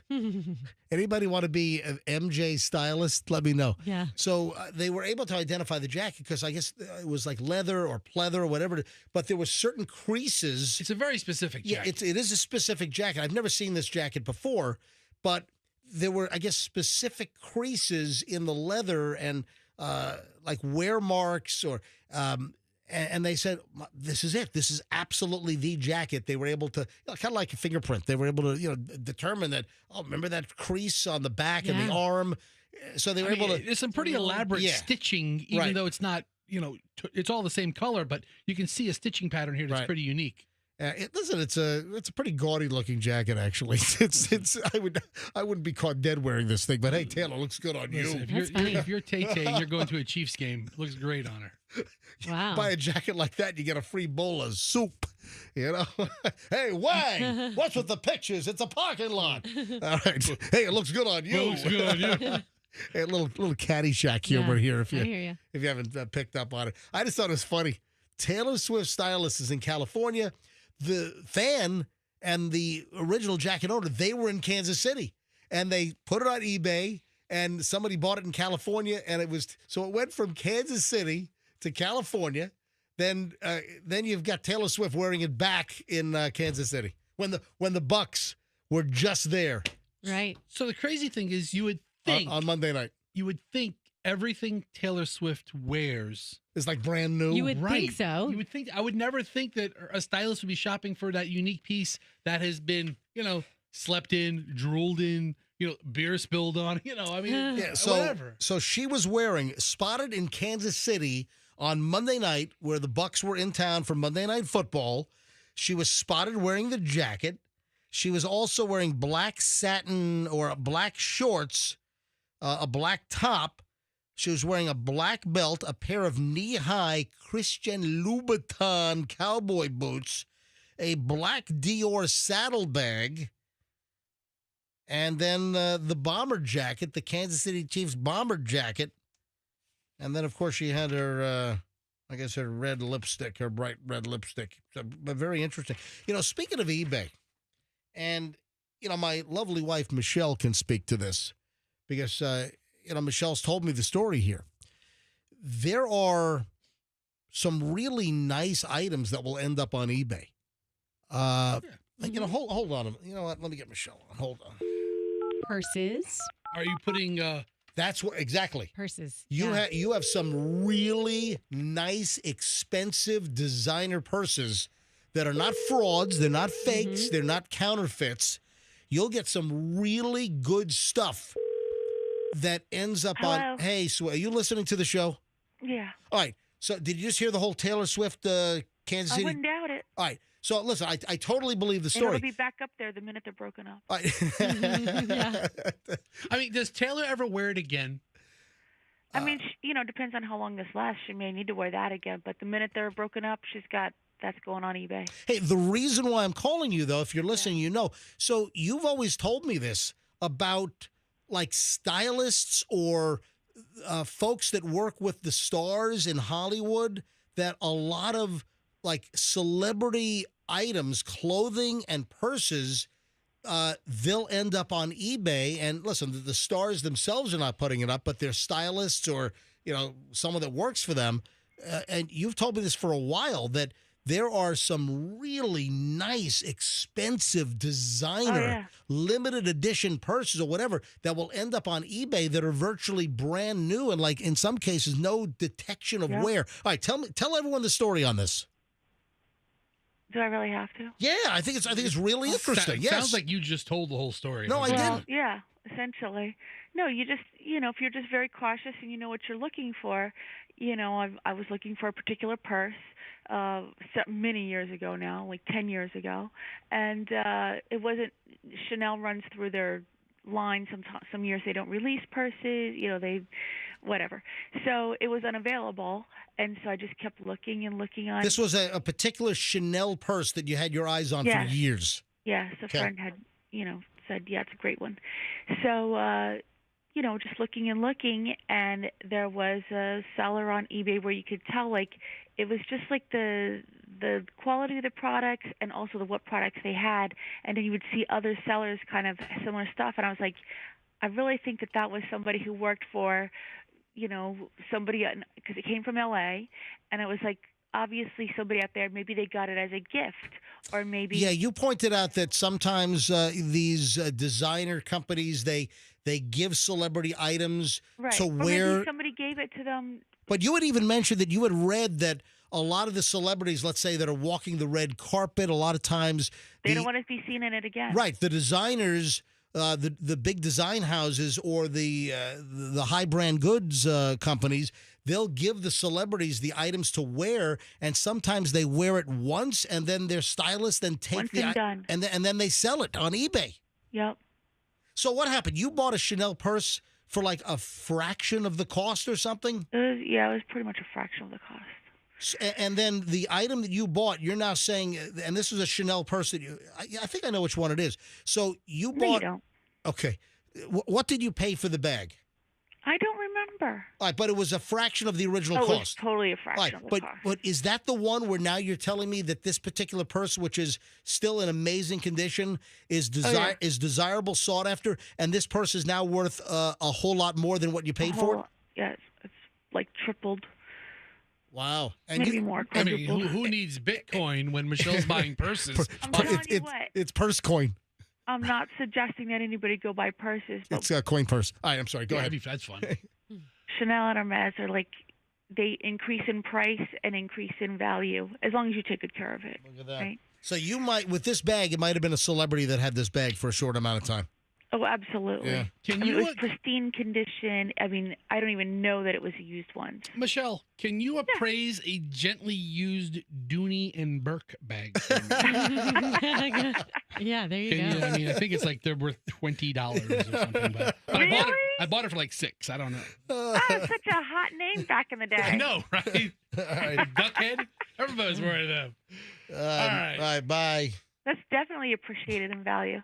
See you later. Goodbye. Don't bet on it. Well, I think it's an interesting angle, and then Taylor Swift's a little eBay jacket, and then Michelle has found some things on eBay, and they're certified authentic, and you look at the seller has like 100% feedback with like 50, 100, whatever. I knew somebody in town who had like a business where they would rent high-end accessories, and she told me that after something doesn't rent for a couple of months, she just puts it on eBay. Gotcha. To clear the space. Do you remember there was an MJ Morning Show listener, I think from St. Louis, back when we were syndicated also in St. Louis for 14 years during our original run? There was a listener that started a high-end watch rental company. Yeah. Remember that? I remember that. And he would you could rent for like a couple of weeks or a month, you could rent a high-end, high-quality, well-known watch. I think it had like Omegas and Rolex, and you could rent the watch and wear it and then send it back. Cool. Yeah, I thought that was a pretty interesting deal. We have a little update on Tom Brady and Gisele Bündchen. They're still divorced. Yes, they are. She's still having a baby with some other guy. She's still pregnant with Joaquim, the Taekwondo instructor's baby. But apparently, a report came out yesterday that Gisele Bündchen and Tom Brady were open to having another baby before the divorce. That there had been discussion. There's a report that they had talked about it, that maybe Gisele really wanted another baby. Maybe Tom didn't. Could that have been part of the reason they split? And that she hooked up with someone else to have another baby? Well, it's all, What's that Ace of Base song? All that she wants is another baby. Yeah, Ace of Base right there. It's all about Gisele. Yeah, so she probably... Tom saw the sign. Yeah, he did. That's a different song. Different Ace of Base. Still Ace of Base. He probably was, whether he was saying, yes, I want to, or no, I don't want to, she was probably saying, yeah, this work schedule of yours isn't going to work with it. Oopsies can happen, at various ages. Gisele is that what you call it? Is that what you call it? It's an oopsie? Just said oopsie. Right. But Gisele is 44 years old. Yeah, she is. She's very thin. Even when I was going through IVF with Evelyn to have my first daughter, my doctor's like, you got to put on some weight. You're not going to so my point is, I mean, this is just theoretical, hypothetical, but I think she was trying to get pregnant. Listen. I think she was trying to, and especially if she said if it's coming out that she wanted to prior. I mean, that's my guess that they were trying to. So good for them. You're shooting darts at the dartboard. You're going to hit something eventually. Yeah. I mean, listen, that's what you get, right? Well, listen, she's 44. I mean, for some women, it gets harder. Exactly. What do they say? That a woman is most fertile like at 22 or something, 23? You start getting up to 44 and it's toward the tail end of your... Well, listen, it happens with both female and male. I mean, the older a guy gets, the count reduces. Yeah, tell it to Al Pacino. Motility. He's 84. He's knocking kids out left, right, and center. Right. He has one baby with his 40-year-old girlfriend or whatever. He has one. The other guy has one. The other mafia actor. Who's that? The one, De Niro. Doesn't he have a baby? I don't know. Keep track of De Niro's. All these old guys. It's like instead of getting new hips, they're getting new kids. All right. Speaking of new hips, or speaking of injuries, or whatever, this is insane. This happened in Oregon. Imagine this. An ambulance hits you while you're riding a bike. This is the freakiest story that I've seen in a while. So an ambulance rams into a bicyclist, breaks the bicyclist's nose in the accident. The bike is smashed. Oh my God, look at this bike. The ambulance is like parked on it. Oh yeah, absolutely. The bike is destroyed. The bicyclist breaks their face, all right? The ambulance then takes the bicyclist that it hit to the hospital. I mean, that's the least they can do, right? Exactly. Mm-hmm. But listen to this. Then the bicyclist got billed more than $1,800 for the ride to the hospital. What the hell? What? Oh, Are man. you kidding me? That's nuts. The ambulance hits you, takes you to the hospital, and then you get charged for the ambulance ride? Crazy. Look at this guy's face.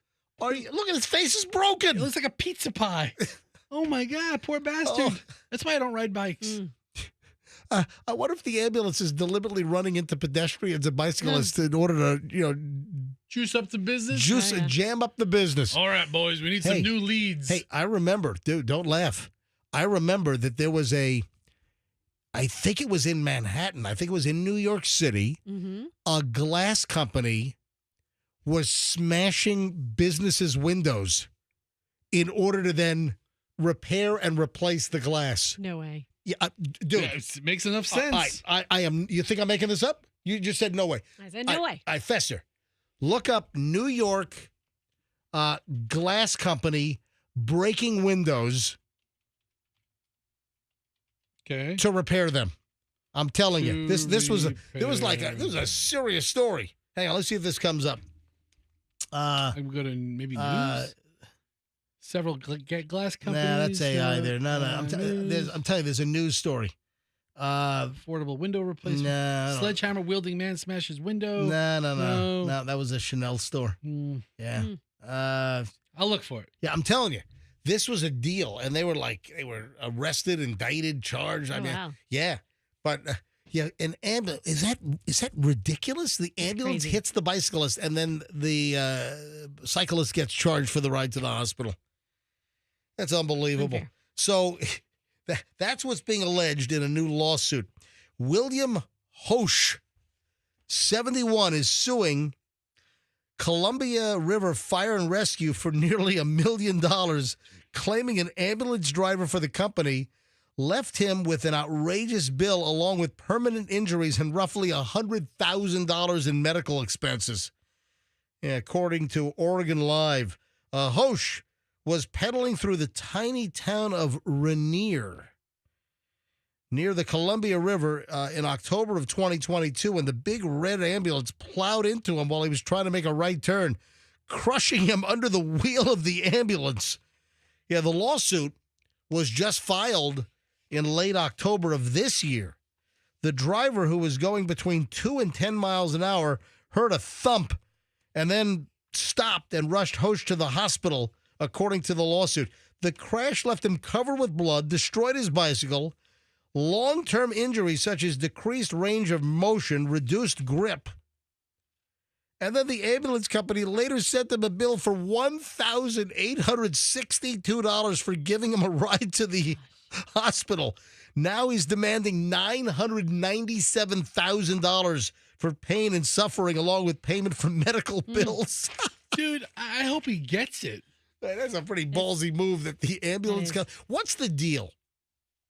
Now, like here in Florida, like let's just say Hillsborough County, Pinellas County, if you call 911 and you're transported to the hospital, you get a bill for that. They charge you like Tampa Fire and Rescue, Hillsborough County Fire and Rescue, Pinellas County Fire. Do you get a bill for the ambulance ride to the hospital?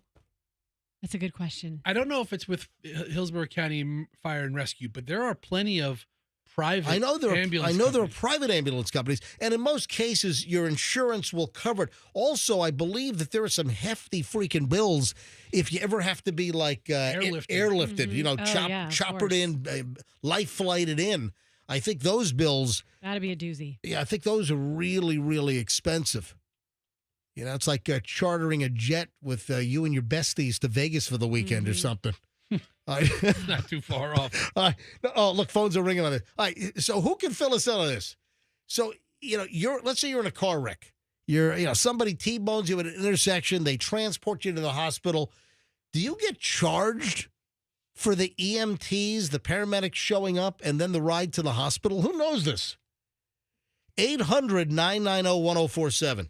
800-990-1047. Yeah, apparently everybody who's been taken to a hospital knows this because we have every phone line ringing. The phones are all ringing right now. What is the Google-generated AI response to this? The quick answer is yes, Hillsborough County, Florida charges for ambulance services. And that's just what I put into the search term. And then it says how you can pay your bill through the Hillsborough County Fire Rescue Patient Portal. I'll tell you what, listen, if you have any experience with this, I'd love to get some real-life stories.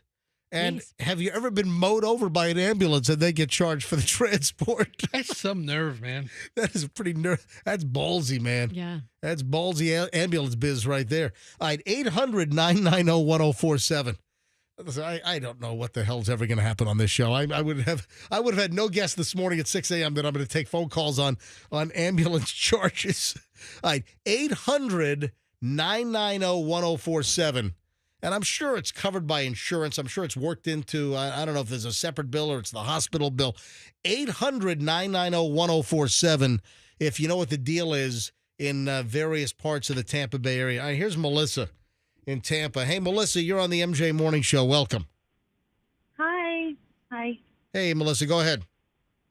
Yeah, I do medical billing and coding, so I know that we will bill your insurance first for ambulance rides. And the only way that a patient would get a bill is if they didn't have insurance or they haven't met their deductibles, and that's the only way they would get a bill. All right, but it is common, though. It is common that it goes to the insurance company.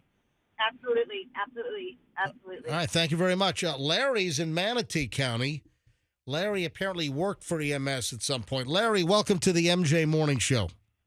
Hey, good morning, MJ. Larry from Manatee County, worked down here for about 3 decades, and I just heard Melissa talking about the medical building, and she's actually right. That's what we usually do is we bill the insurance agency first, but our government here in Manatee County, the Board of Commissioners, set up those billing rates, and they're pretty much of a flat rate for what the transport is, whether it's a basic life support or an advanced life support need based on those needs as well. Do you know what that number is, Larry, just out of curiosity? Well, last time I looked at the billing, it was under $1,000. I mean, like maybe $500 to $700 for a basic life and maybe $800 to $900 for an advanced life support need. Do you think that a resident should be charged, or should that be just covered under your property taxes that you pay for the county? Very good question. So what I've always shared with individuals, the property taxes pay for the readiness of that service, meaning the equipment, the staffing. Right. Very similar to us having water that we drink every day. You know, the water is cleaned by sources that we pay through our property taxes when we turn the faucet on. All right, so we're paying for the infrastructure, but we're paying for the actual water consumed. Yes, and that's the same thing with the EMS delivery. Correct. Gotcha. You pay through the taxes for the equipment, the assets, the staffing, and then when there's a call for service and a transport, then there's usually a bill for that service. Hey, fair enough. Larry, good call. Thank you, buddy. Okay. John's in Apollo Beach. John, MJ Morning Show. Hi. Hey, how you doing? My wife was injured on MacDill Air Force Base, and found out she was having a heart problem, and they took her to the base hospital. Then she was life flighted to Davis Island. And oh wow! Hold on, they helicopter, they life flighted her from MacDill Air Force Base to Tampa General. I mean, yeah, and then they found out she had to, and there was like an $80,000 bill for the life flight for about less than 5 minutes. Wow, and then she was taken from Tampa General over to the Heart Center by an ambulance. And they charged her another $84 just to take her from. Wait a minute, hold on, wait a second. So you're telling me the life flight, the helicopter ride, which from MacDill to Tampa General on Davis Islands, let's say that's what, 5 miles as the crow flies, maybe 5-6 miles. Yeah, it was about a 5-minute flight. All right, and it was $84,000 for the helicopter ride. Yeah. My God, I got to fly to Paris on a G650 for that. And then she was taken from Davis Island over to the Heart Center, and she was charged another $88 for an ambulance ride. $88. Yeah. So $88 is a bargain compared to the $84,000 for the chopper ride. Yeah. Wow. Is your wife okay? Oh, yeah, she's fine. So what was the problem? She had some bad Italian sausage. What happened? No, she had a ventricle valve problem from some medicine she was taking. Maybe just some like indigestion. All right. Well, hey, listen. Thank you. No, it wasn't just. It was a ventricle valve problem from a medicine she was taking. All right. So listen, it was a real deal. John, thank you for the call. Good stuff. No problem. Bye. Look at the phones. I mean, the phones. Hey, Andrew, stop the calls. I mean, they're not. Every county has a different. Every city. Chris in Clearwater, he was airlifted. Chris, why were you airlifted? Well, I am an avid bicycle rider, and I was actually hit by a car. The driver was 17 years old. I was basically tossed 50 feet through the air. Oh, my God. I was induced into a coma at the scene of the accident with a double brain injury. Oh, my God. And after that was on full life support for about 4 to 6 weeks. And the base flight cost was somewhere between $50,000 to $70,000. Wow. How long ago was this, Chris? It happened in 2017. And here we are, 2024, so 7 years later. Have you fully recovered? I am probably extremely lucky. My cognitive ability was still there. They told my family and friends, I had over 1,000 people come to visit me in the hospital, and they basically told everyone to be prepared when he wakes up. He may not have no memory or recollection of anybody who he knew prior to this accident. But thank God, I had no surgeries. I'm alive, and every day is blessed. I hope the 17-year-old's parents had good car insurance. I basically received a decent payout. Wasn't what it was. It was about $50,000. Wow, that's not enough. Exactly, and I wasn't able to work for a full year, so imagine how quick that goes, because that's less. Why such a? Did you have a lawyer? I had a lawyer. My mother called Morgan & Morgan. My aunt called every single injury attorney in the area, and none of them would take my case. Why? On top of it, hold on. Well, I would have hooked you up with Stacy Kemp from the Kemp Law Group. I mean, a 17-year-old that plowed. How is the insurance company not on the hook, or the family personally liable? I don't know if this kid was connected. He had well-known parents, but nobody would take the case. Oh, wow. Almost like they were scared to take the case? 100%. And, wow. And I, to add insult to the injury, I woke up and I had to pay a fine. I was ticketed for not yielding to a vehicle. Yeah, I'd have taken that one to court. Chris, was it your fault or was it the 17-year-old driver's fault? Well, the thing is, when you are a bicycle or a pedestrian, you have the right of way. Yeah. Even if you are crossing a crosswalk in the middle of the busiest intersection in a green light. That is interesting that lawyers didn't want to take your case. You know, I wonder what was at play there. Chris, listen, have you recovered 100%? Are you 95%? Where are you? The only tiny issue I had is I had ocular nerve damage in my right eye, but it was corrected, and I have 20/20 vision with my prescription glasses. So. Oh, dude, you're lucky, man. Count your lucky stars, because this could have been a whole different story for you. Chris, thanks for the call. Man, look at the phone calls we're getting. Yeah. Every line. All right, just a couple more calls here, Andrew. Shut everyone down. I can't take calls all day, but you never know what's going to whack out the phone lines here. How about Bob in Plant City? We'll talk to Bob. Hello, Bob. Hello. I've been watching your show. Hearing your show for a while. Hey. And first time caller for answering a question for you. Yeah, Bob, go ahead. Okay, the ambulance, EMPs. I had a cardiac arrest on the pickleball court. Oh, my God. Hold on. You had a heart attack on a pickleball court? Yeah. Man, I'll tell you what, that pickleball, some dangerous crap. It was 4 years ago, Wow. October 12th, and Hillsborough County picked me up, and I was coded for 5 minutes. And when I arrived at the hospital, they did a double bypass. And then the claim came in, $875 charge. I tell you what, man, you're alive. That's probably if you coded and they revived you, that's about the best $875 you can spend. But the insurance picked up most of it. I only was out of pocket $200. So. All right, that's a good deal, Bob. And are you still playing pickleball, Bob? No, I've had just had a knee replacement. So. Oh, geez, you're a wreck. I'm rehabbing on that. Listen, Bob, I wish you the best, Bob. Okay, thank you. Hey, thanks for calling and thanks for listening. Yeah, have a great day. You Bye-bye. too. You too. All right, two more, Pam and Jamie. Let's grab Pam and Valrico. Pam, you're on the MJ Morning Show. Good morning, guys. How you doing? Doing well. Go ahead. Listen, I just want to give you some information that a lot of people don't know about. It's a free service by the ambulatory service in Hillsborough County and possibly surrounding counties. If someone falls and, say, has a guardian button or can use a phone, calls 911, all they have to do is say, I need a lift assist. And the ambulance will come out there and they will get you up. They will assess your vitals, check everything out, ask you if you would like to go to the hospital. Most of the times it's no, and they just get you situated, leave, and do not charge you. It's free of charge. Gotcha. And it's a really good thing to know because a lot of people don't know this. They think they're going to be charged for this. And it's just simple. They come out there, take care of things, and most of the time the person is fine. They just need to be gotten up. They can't get off the floor. They basically, I've fallen and I can't get up. I've fallen and I can't get up. I can't get up. Yeah. Exactly. Okay, Mrs. Fletcher, we're sending help is on the way, Mrs. Fletcher. All right, thank you, Pam. All right, last call here. Oh, and I just got a call from Billy. Better call Saul? No. You better call Billy Howard. All right. Yeah, hey, he says he sues helicopter companies all the time.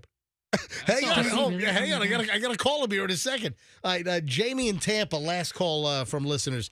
Hi, Jamie. You're on the MJ Morning Show. Hey guys, how are you? We're doing fine. Go ahead.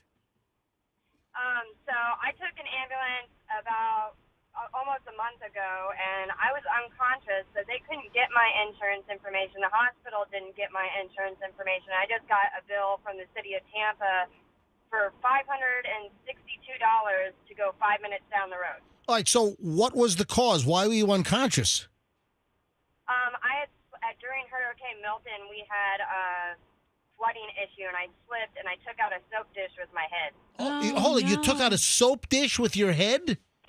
Yep. Like in the shower? I was in the bathroom, but I fell in the bathroom into the shower and took out the soap dish with my head. Oh, my God. Are you okay, Jamie? Yeah, I'm okay now. I finally got all the glue out of my head and everything, but I was unconscious for a few hours. And so you needed, what, a bunch of stitches and everything? No, they were able to just put a crap load of glue in my head. They just sealed it up. Yeah, like crazy glue. I've seen that before. You seal a wound. Wow. It was like Gorilla Glue. It was Gorilla, like remember the Gorilla Glue lady? Yeah, Jessica something. Jamie, so do you have any residual issues? Or are you okay? I still have a huge lump on the back of my head, but I'm okay. And also, you had mentioned yesterday that one of your listeners contacted you, and I just wanted to say I've been listening to you since I was a kid, and now I listen to you with my son. And he loves you guys as well. So you guys really do have a large demographic and people that have followed you for decades. Jamie, thanks for the call. It means a lot. Have a great day. You too. Bye-bye. I gotta say, a $500 bill doesn't sound that bad, Jamie. I mean, for smacking your head open in the middle of the storm. All right, let me call Billy, and then I got to move on. Man, I had no idea we were going to go in this direction, but that's the beauty of the show. I have no idea where the hell we're going half the time. Stuff just happens. All right, so Billy Howard, the consumer protection lawyer, just texted me. He's listening. He's like, I sue helicopter companies all the time for overcharging. Now, let me get this story. I mean, that guy said $80,000 for a flight from McDill to TGH. I know it's a specialized service, but that really seems high. That seems pretty high. And listen, if it's a life-saving situation, people will just pay what you have to pay. But still, I mean, that does seem high from MacDill to Tampa General. So I better call Billy. Yes, Billy. Hey, brother. Hey, you hit it on the head. I mean, it all comes down to reasonableness. If you are getting charged a few $1,000s for a ride, that's fine. You can't, especially what happens in these ambulance helicopter rides, is these guys are unconscious, so they don't even know that they're going to get hit with this $75,000 BS charge. And then they come to me and go, Billy, what do I do? And I said, well, we're going to sue them because that's BS. And all right, Billy, what is the largest helicopter life flight charge that you've ever seen? I've seen most of them are under $100,000, but I've seen one for $110,000 for a 10-mile ride. I sued them. They waived the fee and paid my client $20,000 because they were harassing him. Oh, wow. Wow. So what do you think? Let's say, all right, Billy, from a lawyer standpoint, you're in an accident, let's say, on 275 and Briers, all right? And they have to life flight you to Tampa General. What do you think? What is a reasonable charge for a helicopter life flight? Well, I'll tell you what a reasonable charge is not. A reasonable charge is not a $75,000 bill, which these guys typically do. Those are the cases that I've taken. I've had people say, oh, they charged me $4,000. And I said, well, that sounds reasonable. That's like that does. bill. Even 10 grand sounds reasonable. Yeah. But anything above $50,000, I call that a BS helicopter charge. Yeah. And we filed. I just looked up. I filed 22 cases against helicopter companies throughout the country, and I've won 22 cases against helicopter companies For excessive billing. for excessive billing. Hey, Gotcha. you know what? The law is real simple. You can charge me something reasonable. Period. End of story. Right. All right. Listen, love talking to Billy Howard. Better call Billy. Thank you, Billy. All right, buddy. Hey, yeah. Anytime you know what's great, MJ, is first of all, you end up being harassed, and then all of a sudden you get money in your pocket. And then you can take that money and go buy some ice cream. There you go. Thank you, Billy. Yeah, or an ice cream company. The consumer protection lawyer, that's Billy Howard. Always involved in some interesting case here or there. I have a warning. I've got a hemorrhoid warning here on the MJ Morning Show. Hemorrhoids. All right. Do you know about the 10 to 15 rule? No. Do you know what's giving people hemorrhoids? What, sitting down for too long? Yeah, doing what? Pooping? Yes, but what are they doing while they're on the toilet? Looking at their phone. Yes. This is turning into a big, big problem.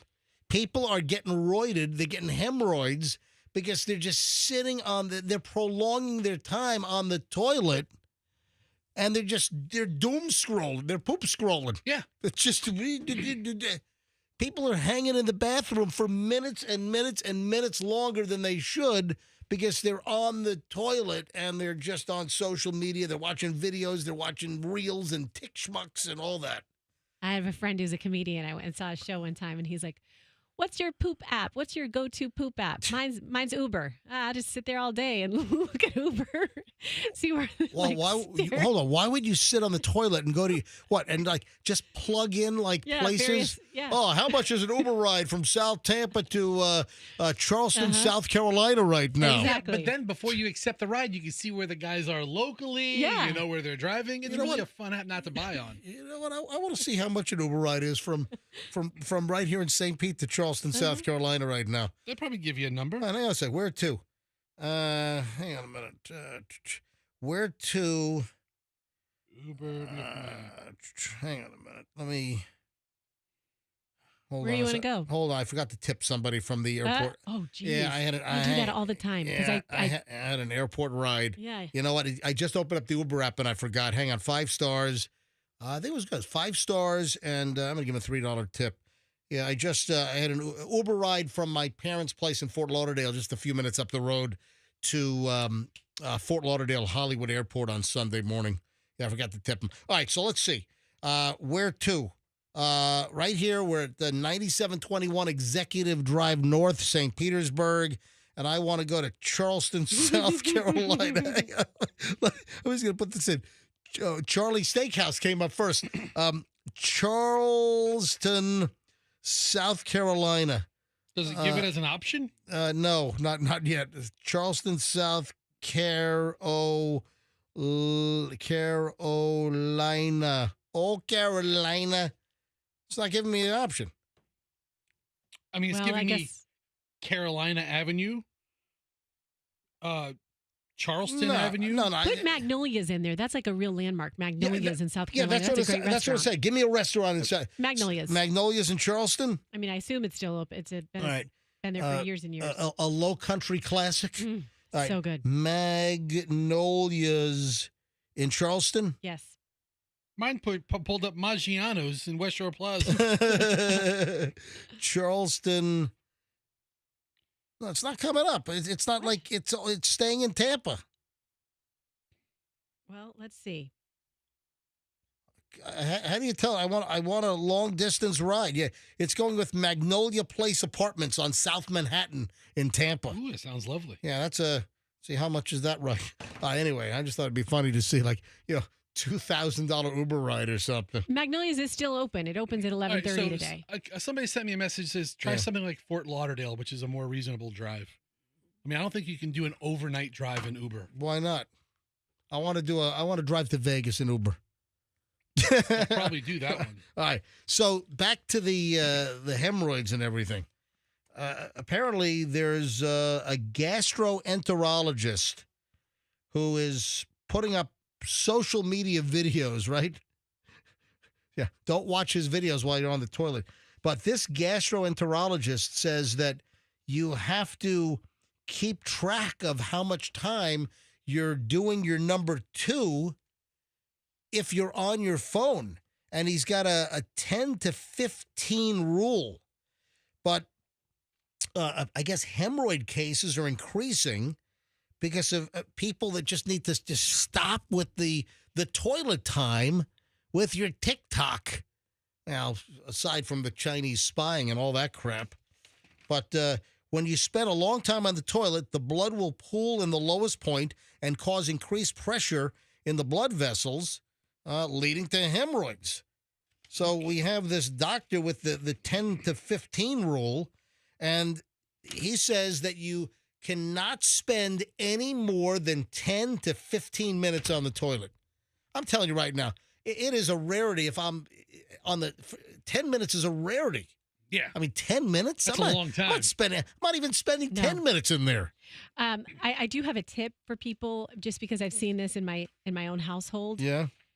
I'm telling you, I think there's a correlation between eating yogurt and having no bathroom issues. Like when you're ready to go. Yeah, it's called yogurt. Oh my gosh. It's a probiotics. Yeah. What does this have to do with the price of yogurt in South Tampa? Let me tell you. Right. Okay, so Daviana, I'm just going to say it. Someday she'll grow up and be in counseling over this. But Daviana is she eats I don't think we need toilet tips. No, just listen. Yeah, you're already in it. She's I'm just doing hemorrhoids and TikTok. Well, you're talking about sitting on the toilet. She eats a ton of yogurt. She loves I don't yogurt. need that. That's her favorite thing. I don't. And I call her anytime she goes to the bathroom. Like Daviana, Stop. All right, I'm shutting your mic off. I don't. You're off. You're off. I don't need to go. She's fast. I don't. 10 seconds and she's done. Okay, right. she's a power pooper. Right. Okay, we get it. All right. Anyway, all those probiotics and cultures inside the yogurt. Listen, if you want to increase your chances of having hemorrhoids, then sit on the toilet for 30 minutes while you're doom scrolling on your phone. That's what this gastroenterologist is saying. Dude, I think I got my first one. After my okay, turn his mic off. After my colon, I'm shutting your mic off too. You take a look-see? You mean all those jokes you made over the years? That was just hyper. You didn't have any experience to speak from. Now you finally do. I have one. Fester. I don't. Just stop. Just right. stop. Moving on. All right. Yes. Thank you. Moving on here on the good movement. That's a good movement. Here on the MJ Morning Show. Hey, so I want to cancel a credit card. Oh, I thought you were going to cancel a person. Okay, a credit card. I want to cancel a credit card. But are you aware of like the scare factor here? Are you aware of what Yes, I know. Yeah. You know where I'm going with this? I think I do. What if you suddenly need that X amount of credit? No. No? No. What? Is it the operator trying to talk you out of it? The scare factor? I wonder if people know exactly what I'm talking with just the limited information. We have a very intelligent, very astute, very highly participatory audience. So with what I've just told you, can you guess where I'm going with this? The credit card cancellation scare factor. So I've got a couple of airline credit cards. So I have my American Express, and I primarily put everything on my American Express. That's where I have all my, the bulk of my points collected. But I have two different airline credit cards also for my, keep in mind, American Express is American Express, and sometimes you got to make sure you bring your Visa card because I don't take American Express. So, I always, I want to have a MasterCard or a Visa, and I happen to have, I have my American Express, and then I have a MasterCard, and then I have a Visa. Okay. All right. So but one of the airline cards, I don't fly this airline much anymore, and it's really not an airline, and I've been burning through the points. So you don't have many left. I only have like 5,000 points left on this particular airline. So I want to cancel the credit card. Oh, look, every line is jammed. But do you know about this? I want to cancel it. And then you got the big old scare tactic on me wanting to cancel. I don't have a balance on the card. Listen, my deal, folks, is, and if you can do it, please. If I can't afford it, I'm not charging it. All right. My deal is I don't want to pay any interest on any credit card. I never have. I never will.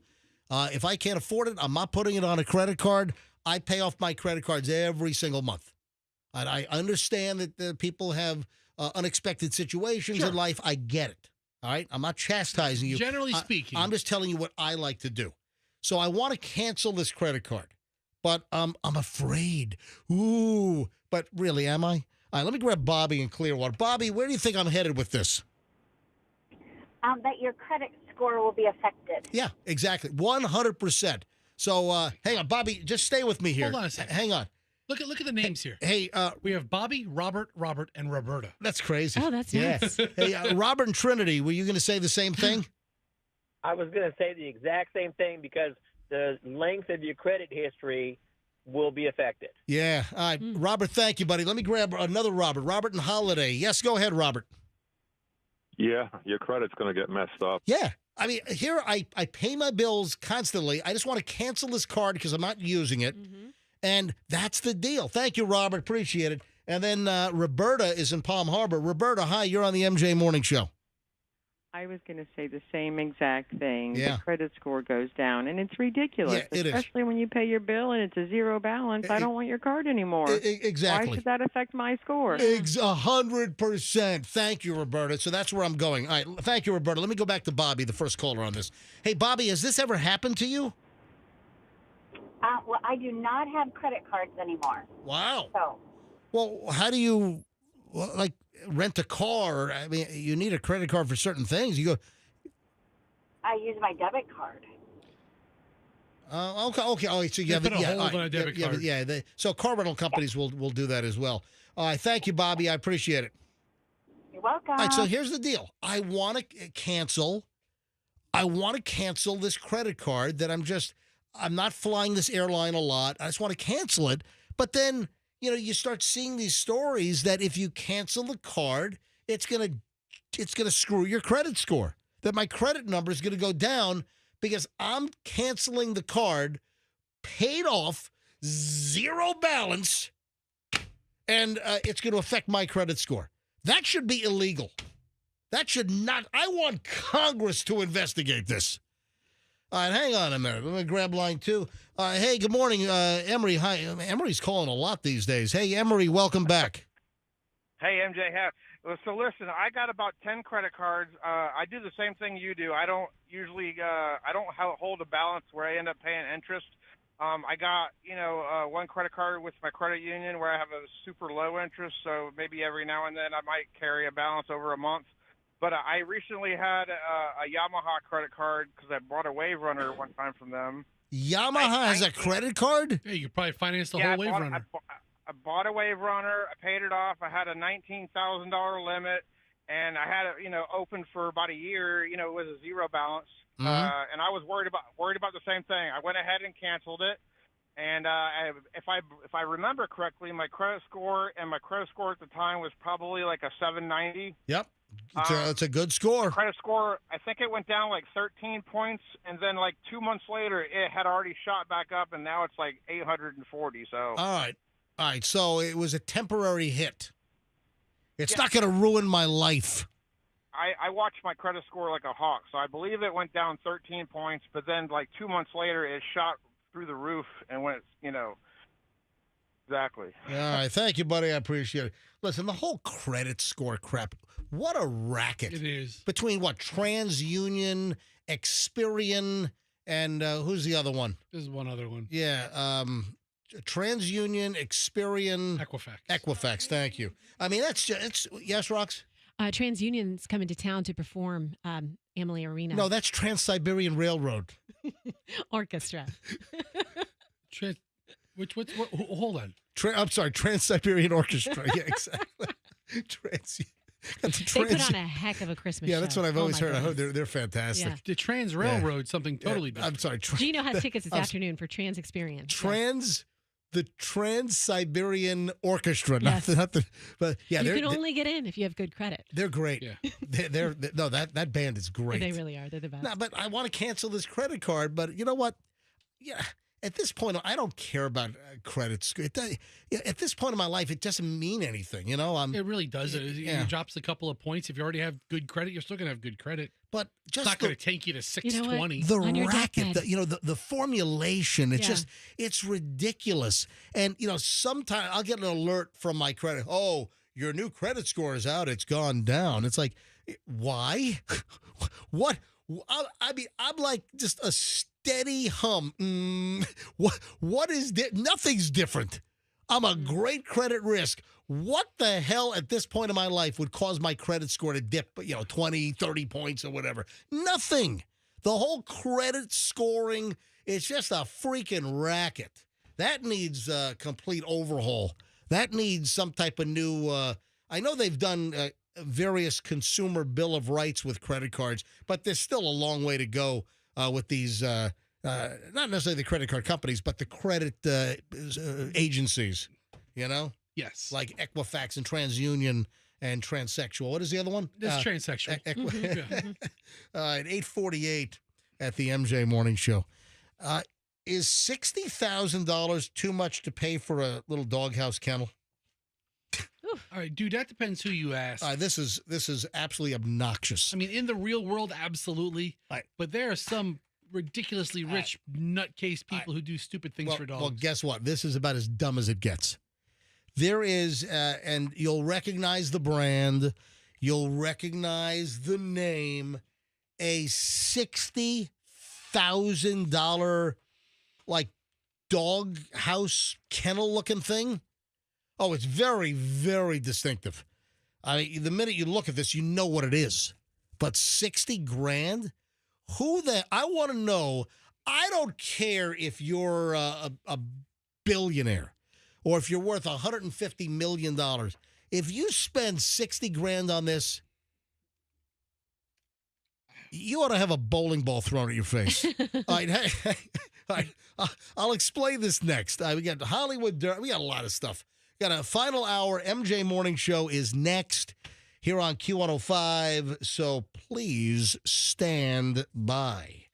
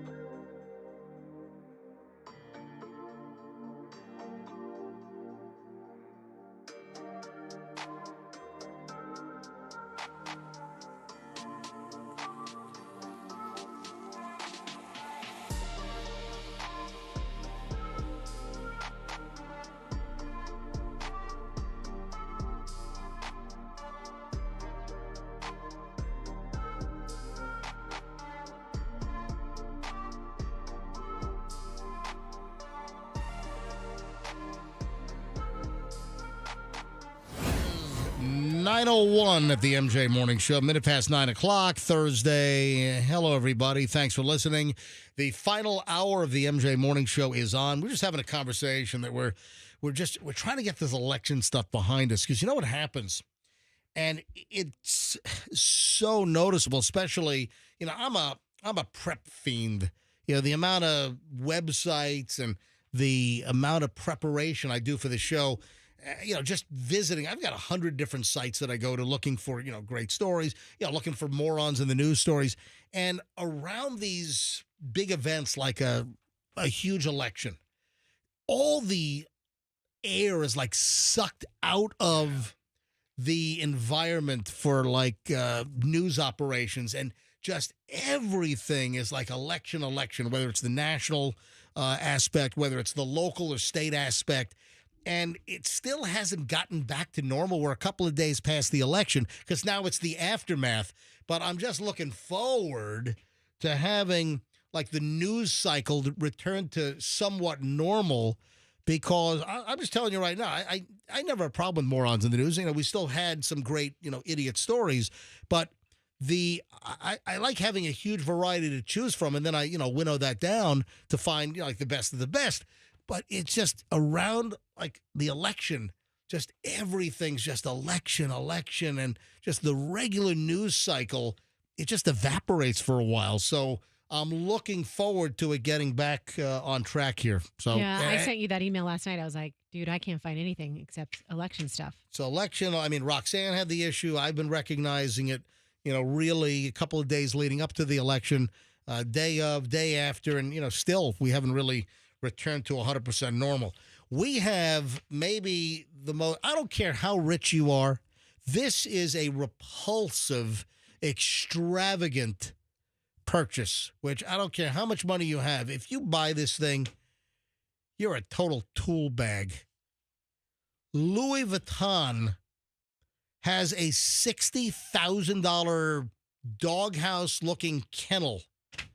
What do they have? Two Cocker Spaniels in this thing? It looks like in the publicity shot. It's essentially the Louis Vuitton trunk with a pitched roof and windows cut in it. Yeah, and I just read the story before I looked at this photo that I'm seeing right now, and I'm thinking, a doghouse, it's got to be bigger than that, but it's just a small, regular doghouse. Medium-sized dogs. Yeah, I was thinking, all right, this is going to be an extravagant house, but no. What? But it is extravagant. Well, it's extravagant in the cost, but not in the size or Roxanne thought it'd be the size of a trailer. Yeah, I thought it would be exactly. Thank you. That's 35 feet long, 8 feet tall. Yeah, different zones. Totally. It's more like is this I don't think it's for transport, because there are no handles, and it's too big. It's like if you want to have a doghouse at your house, and this is not for outdoors either, because you're not at all. You're not going to put the whole thing. It's a squarish doghouse with a pitched roof, as you'd imagine, like a backyard doghouse. It's got sort of an oval shaped doorway. It actually has a fold down door, so you can actually fold the door up. It latches. If you look at the side of this thing, it has 4 windows, 2 on each side. And you know what it's like? It's got that metal latticey, like a lattice metal. You know what? It's kind of like a confessional booth. You know what I'm talking about? Yeah. Yes, of my course. son. You've been in confessional booths? Well, I've seen the movies. Yeah. Yeah, I've never been in a confessional Primal booth. Fear, hello. But listen, yeah. I've been to many churches. I've seen confessional booths. I've been to many churches in Italy and around the. So I know what. Plus, we've seen movies, and this thing is a $60,000 completely extravagant. This is vomitatious, man. Yeah, and you know what's funny? The dogs probably don't even like it in there. What's the incentive? It's trimmed with the leather inside, or some kind of suede. Yeah, it looks like it's leather or suede. What if the dog has poop problems inside the doghouse? But the whole outside is that brown Louis Vuitton leather with the Louis Vuitton symbols and the LVs and all that. It's the typical Louis Vuitton standard logoed handbag leather, and that covers the entire outside of the doghouse. Those dogs do look super happy. Hang on, do they have the LV? Yeah, so there you go. You have the LV. And there's like the little cross thing and the circle logo. Then they're little symbols. Yeah. Yeah. I don't know what you call the Louis Vuitton. I mean, like with Van Cleef and Arpels, it's like the Alhambra, symbols, that kind of crossy looking thing. Mm-hmm. But, $60,000 for this? Are you kidding me? 60, it looks like it's very well appointed. I mean, this thing is, the craftsmanship looks good. But how many people? The craftsmanship better look good. But who is going to, even if you're loaded, even if you've got money flying out of your butt, who thinks that spending $60,000 for a Louis Vuitton doghouse kennel is a good idea? Who thinks this is a good? Well, listen, I guess you got people there. They don't care. They'll blow their nose with $100 bills. They'll wipe with $100 bills. Yeah. So it comes with for $60,000, you get a poo bag dispenser, and you get a leather water bowl as well. All right, so here's the leather water bowl. It looks like it doesn't do well with water. Yeah, really. That's what I'm thinking. Your dog is like dripping and drooling water all over this thing. I don't think that's going to be good for the longevity of the fabric, is it? Here's a Louis Vuitton carrying case if you're taking Fido with you. Yeah, that's a whole different item. Mm-hmm. Yeah. But that's not related to the doghouse. No, but what I'm saying is there's a whole collection of dog items that Louis Vuitton now has. Jeez, that's ridiculous. I'll tell you what, if anyone locally buys this, let me know so I can come over and smack you. All right? Because that's ridiculous. We're going to say something about that? No, I was just thinking spoiled dogs, but not even the way they want to be. That's just for the owners. You got to buy this, put your kids in it. That won't go over well for any reason. The check-in chicken. Roxanne, you handed me this. Where did you see this? Yeah, I saw this in the complete sheet and the prep sheet, and you're like, yeah, I do a little of this for a particular airline. What? Actually, it came from the New York Post. Why do we get the complete sheet? We don't need this. Why do we get this thing? Is that, it's the other morning shows use it? Yeah, everybody uses it. I don't use it. Sometimes you do. You're holding it right now in your hand, buddy. Well, yeah, but usually I say you found it in the first place. Yeah, you found it 3 weeks ago. No. Usually, just everything they have, I found myself. Mm-hmm. I mean, how many morning shows? What? If you're doing your job, if you're a morning, you don't need a prep service. Well, if you're a morning show host, you should be out there doing your own research, because a lot of times you'll hand me something from one of these prep sheets. I'm like, we had that days ago. Well, I agree with you, and I do find that they're usually a day or two behind at least. But there are some people in radio right now who do about 15 different jobs, and they need to find ways to streamline. So the prep sheet probably comes in handy for them. These prep sheets have been around forever. I've never used a prep sheet. Or they're not very talented and they need somebody to write their show for them. That could be too. That's the bigger case. You're probably right. But I've been doing morning radio since 1992 on my own. 2 years in West Palm, and then came to Tampa in 1994. And I've never used a prep service. Thank you. Thank you. Thank you very much. Preparation H Award presented to. So this is sponsored by Prep H. This is a New York Post story, and I already do this. The check-in chicken hack. What's a check-in chicken? It's last-minute check-in, hoping that you get a better seat. I figured this out with Spirit, for instance. So they're calling a person who checks into a flight late a check-in chicken? Yeah, because here's the deal: you play check-in chicken. Chicken like yes. Like your two cars facing one another. Almost like if two cars coming at each other on a dark. Who's gonna budge? Yeah, who's gonna swerve out of the way? I thought you meant like chicken, like scaredy cat type chicken. I'm like, wow, that's ridiculous. No. So check-in chicken is, and I figured this out with Spirit, because when I first flew Spirit for the first time back in April, and I did not immediately fork over an additional $13, $26, $32 to pick my own seat. And I did just 2 seconds of research online about, picking your seat. And I found out that, like on Spirit, for instance, that they fill the airplane when people check in. So 24 hours before your flight, you get the notification that, hey, it's time to check in for your flight.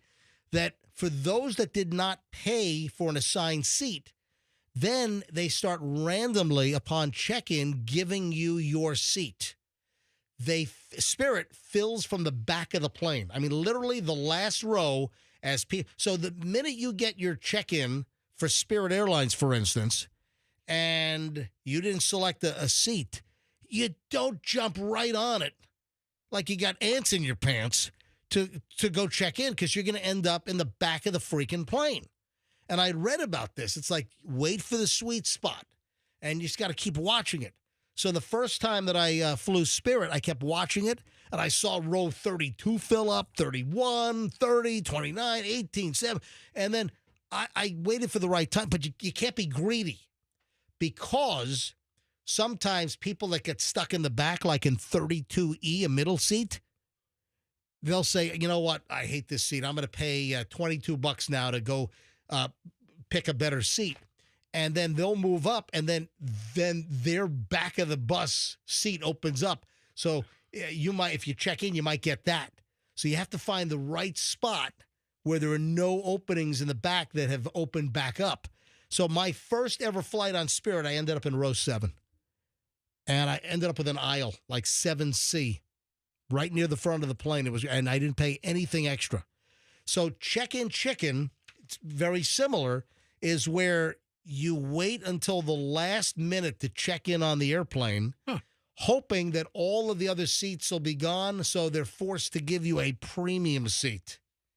See, but this doesn't always work, because you have, standby passengers, for instance, or you have people that have status and they're back in regular coach, and then they get on the upgrade list for like Economy Plus. Yeah, but that's why it's called chicken. Yeah. I mean, sometimes you get hit by the car, sometimes you make it. Yeah, so that's the deal. Check-in chicken. But sometimes it works, sometimes it doesn't. It's a risk. Waiting until the last minute to check in. So what if you have like a bunch of crackers with no water right before you get on the website? Okay. To check in, and you're choking. Choking, checking, chicken. Choking your check-in chicken? Is that it? Is that what you're trying to say? Take it easy on the chicken. Gotcha. There is some new information on Liam Payne. Oh, no. Who's that? He passed. Oh, come on, Liam Payne. Oh, the One Direction guy. Okay, listen. Up until like last week, I've never heard his name before. I heard his name. Come on. I know the one guy from One Direction, and I can't even think of his name right now. What's his name? The famous one. There's one famous one. Like Harry Styles. Harry Styles. Yeah, he's the most well-known. I've heard of Harry Styles. The other guys are like the other guys. Yeah. I always think of Liam. I think of Liam Neeson. Well, we have some new information on the One Direction singer that fell off the balcony to his death in Argentina. Yeah. That's Harry Styles singing. Is it? They're all singing. No, he's just Liam's just going, And then he's doing his dance moves. And then he's like, They're all singing in harmony there. All right. Okay. So here's the deal. You got a couple of hotel workers that are in trouble. What'd they do? It looks like some of the illegal drugs supplied to Liam Payne from One Direction before his death plunge from the balcony. Looks like hotel workers helped him get his supply. Yeah, you always ask them. Of 2 hotel employees and a friend, according to TMZ. Law enforcement sources in Buenos Aires tell TMZ that officers conducted raids on Tuesday night. So while we were waiting for elections returns, they were raiding a couple of hotel employees' homes in Argentina while searching the hotel lockers of the workers and reviewing security footage. What are you playing? Oh. Oh, Fester, really? I didn't know I was potted up. I was just trying to. Yeah. Come on. Yeah. Say it. Yeah, get to it. I don't know where it is. Here, it's right. Go back. Yeah, Fester's trying to play. And by the way, she's on a balcony when she's singing this. How insensitive. Yeah, it's very insensitive of Madonna. Somebody cancel this video. This is retroactively insensitive. Absolutely. 100%. I didn't know it was going to go on the air. I'm sorry. Well, yeah, my pot was up. Yeah. All right, so law enforcement officials, they're working all kinds of angles here. What else do they have to do? This is a really bad look internationally for Argentina. When was the last hold time? on. Why is it? It's not Argentina's fault. No, if but anything, it's bad for the hotel, maybe. Okay, it's bad for the country in the sense that aside from a soccer game, when was the last time anybody in the world talked about Argentina? Oh, you're just saying it's getting bad PR. Yeah, but I mean, they because want- drug overdoses happen. They want to solve this. Didn't some miners get stuck in a mine shaft, or was that Chile? Oh, that was Chilean miners. Chilean miners. Yeah, so Chilean miners and Chilean sea bass. I mean, that's Argentinian PR. one's is like- delicious, one's not. They're like, you know what? Why can't we have miners stuck in a cave?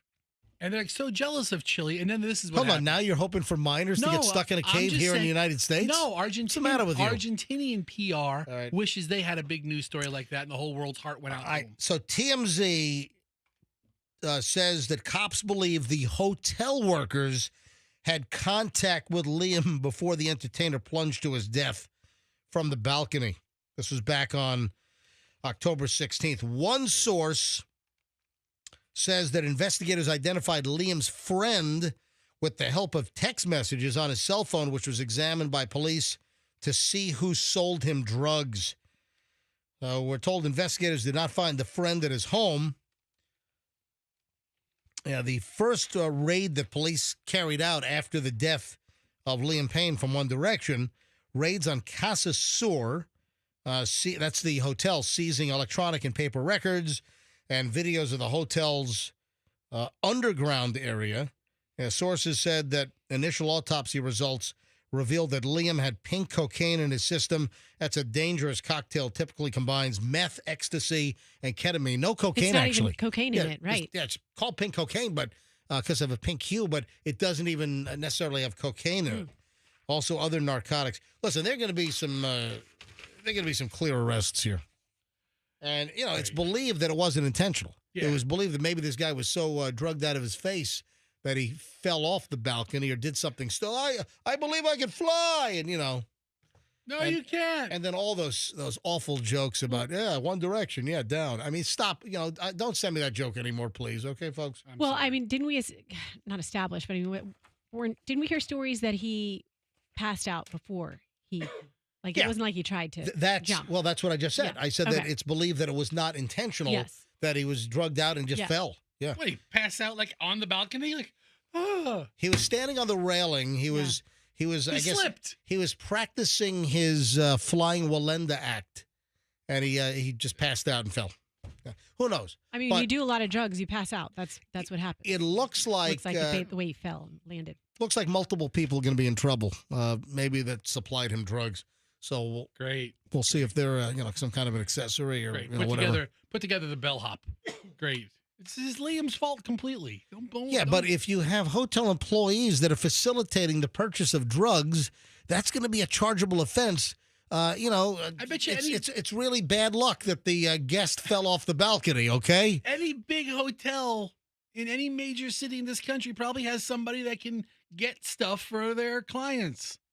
It's part of the business. 9:21 at the MJ Morning Show, folks. The final chunk of the MJ Morning Show is next. Hey, does Briers owe you money? Briers ice cream? Yeah. They should put my kids through college, all the money I spent with them. Well, listen, dude, you might be entitled to money. You might be due money from Briers in this this big settlement.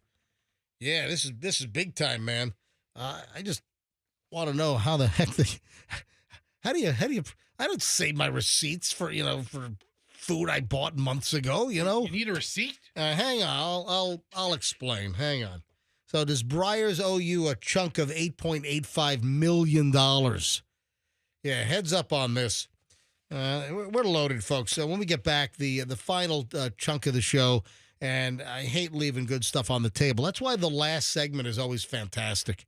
And it's next here on the MJ Morning Show on 104.7 FM, Q105. Two college.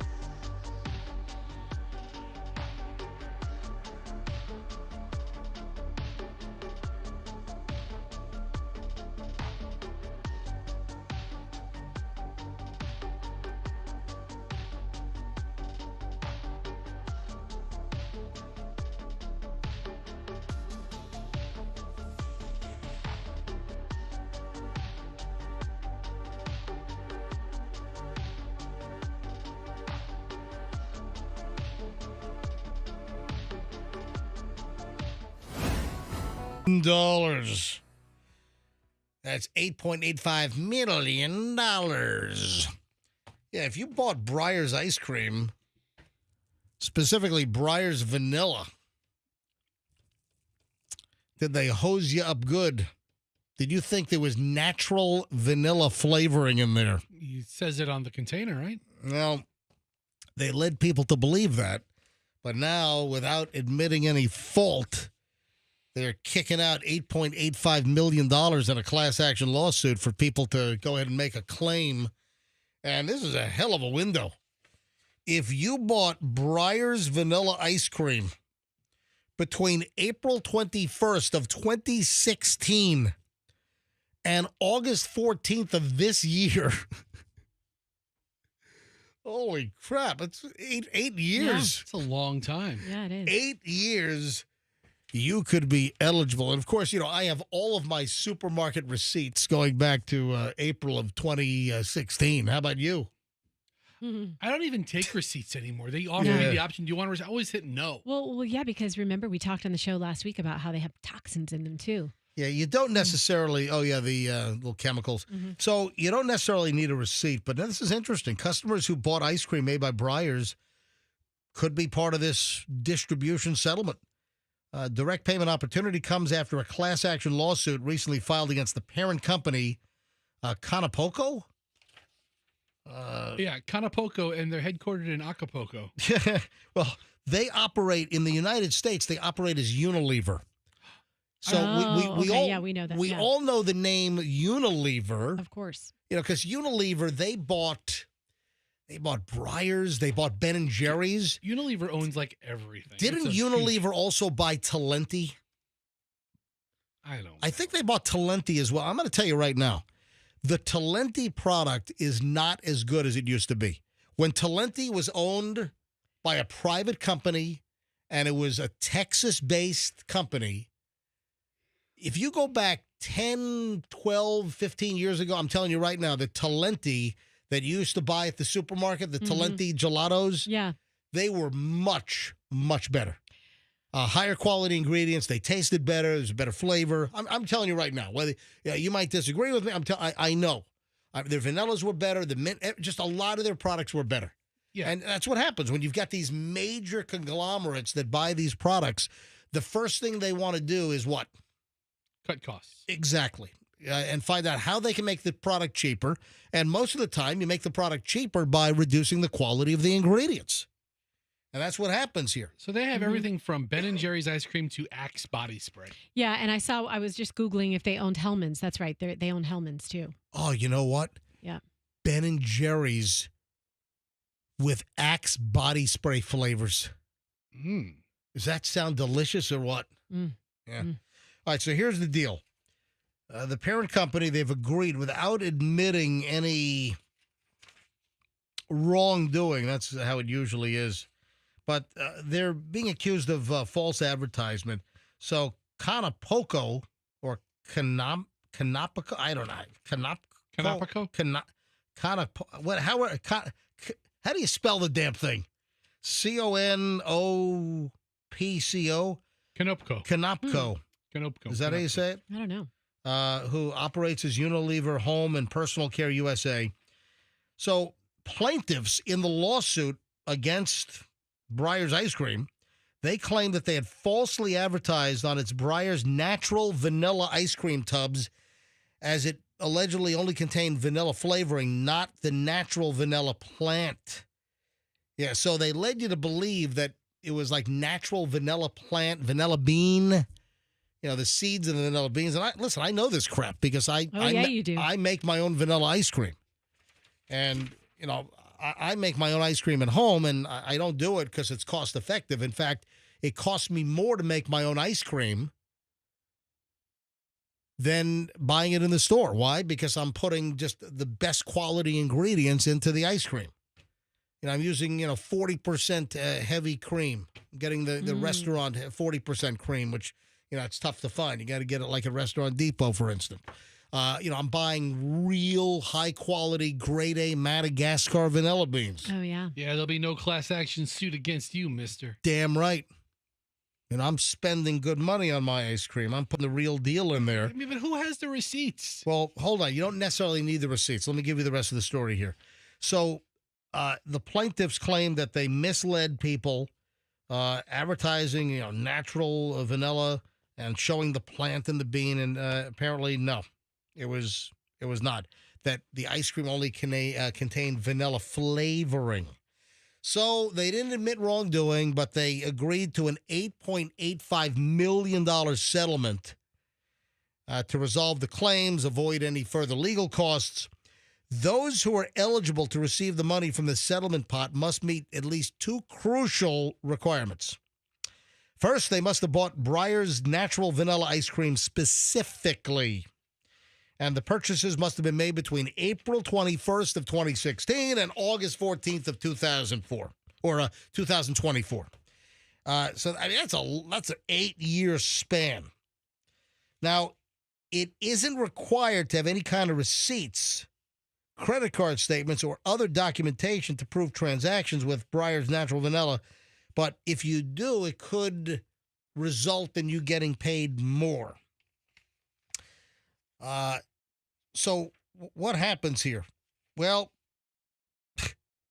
if you have no proof of purchase, you can claim up to 8 purchases of Briers natural vanilla. So you could just say, I bought Briers natural vanilla 8 times. And guess how much you get for that? I mean, what? Ice cream's what?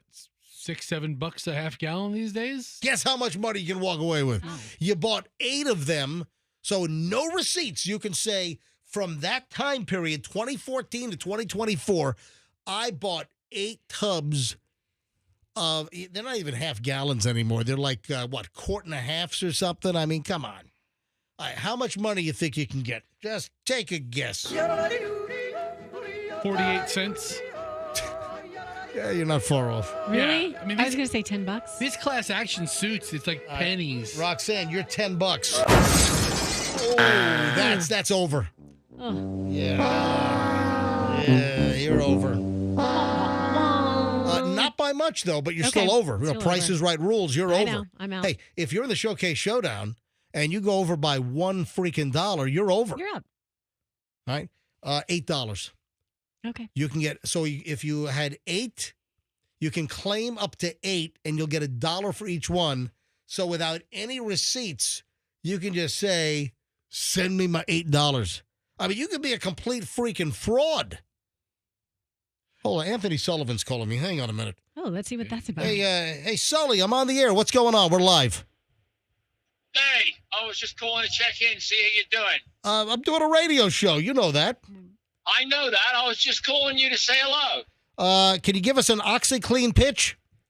OxyClean, add a scoop to every load of laundry. It makes your whites whiter and your brights brighter. Powered by the air you breathe, activated by the water you and I drink. add a scoop to every load of laundry. OxyClean gets the tough stains out. It's not clean unless it's OxyClean. He's exactly right. Sully, I'll call you right after the show, okay? No worries. Listen, I love you. Take it easy, and give me a call later. I'll call you after the show. Bye-bye. All right. Anthony Sullivan. That's a very passionate I love you. Listen, he's a great guy. Yeah, he's my favorite Brit. All right. All right. So here's the deal. $8. You don't even. You could just fraudulently claim if you never bought Briers ice cream in your life. I guess you could still get $8. Yeah, you got one over on Briers. Ha ha ha. There you go. It's an Uber ride, half mile down the street. I mean, listen. To file a claim, customers can head to the settlement website, which is BriersRipMyAssOff.com. That's a cool name. I'm kidding. That's not the settlement website. Listen, all you got to do is... Why would you lie? I mean, BriersRipYourAssOff.com. Is that even available?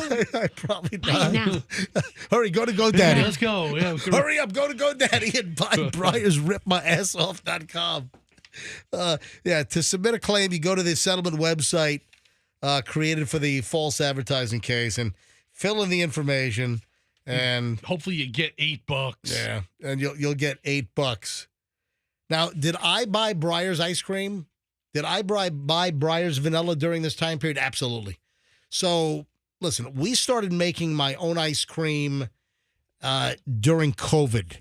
So it was roughly, I think, June or July of 2020 that we bought our Lelo Muso Pola 5030 ice cream machine. And but I definitely, if I were to guess, I don't know if I bought 8. So from 2014, because I haven't purchased any ice cream, for myself.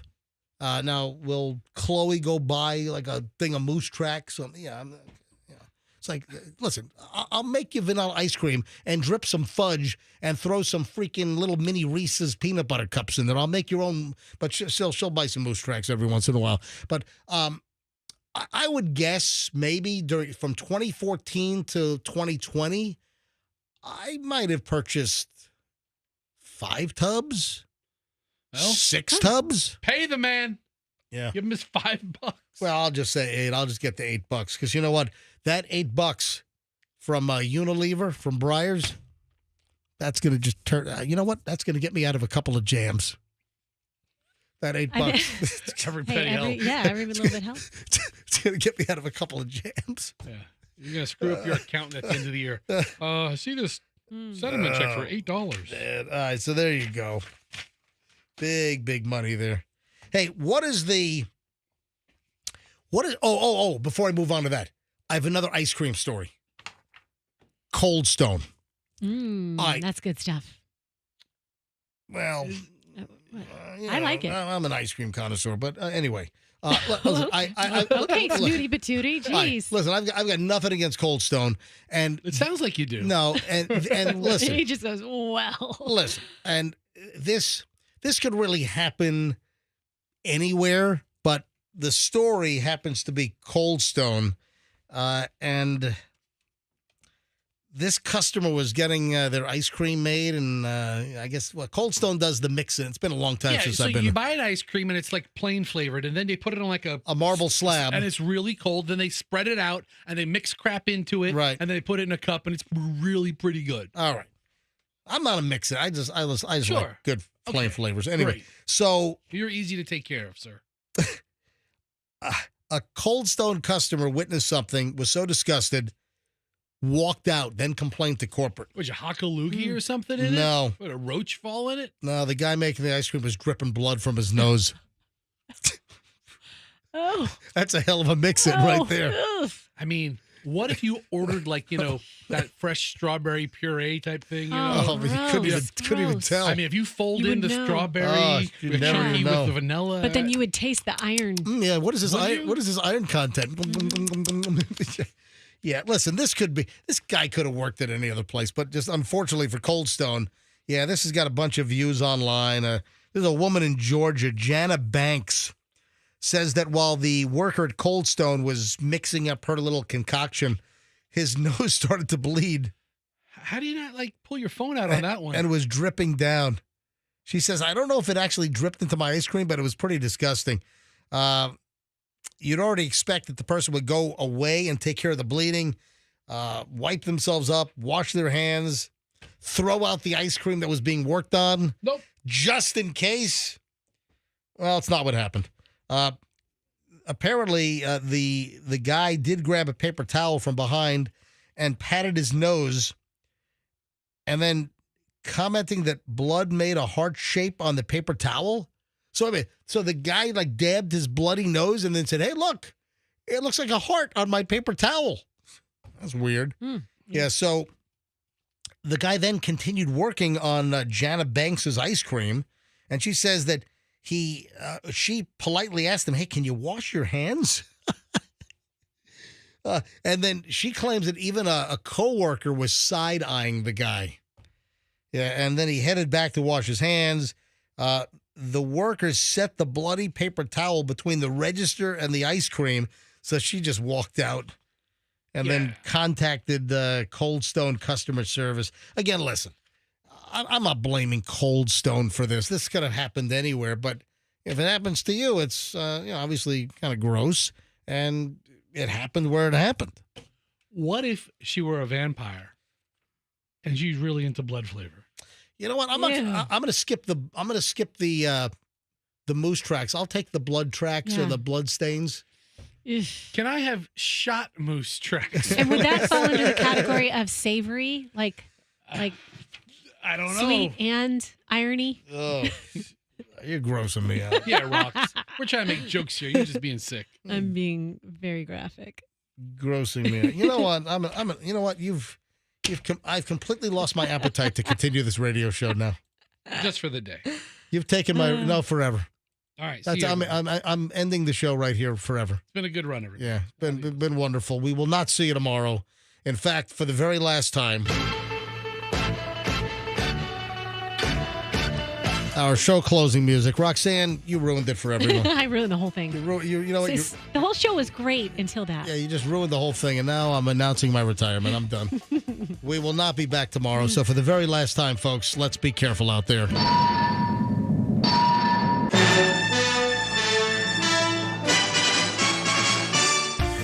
Hear the latest MJ Morning Show podcast on the Q105 app, powered by Anna Jarvis.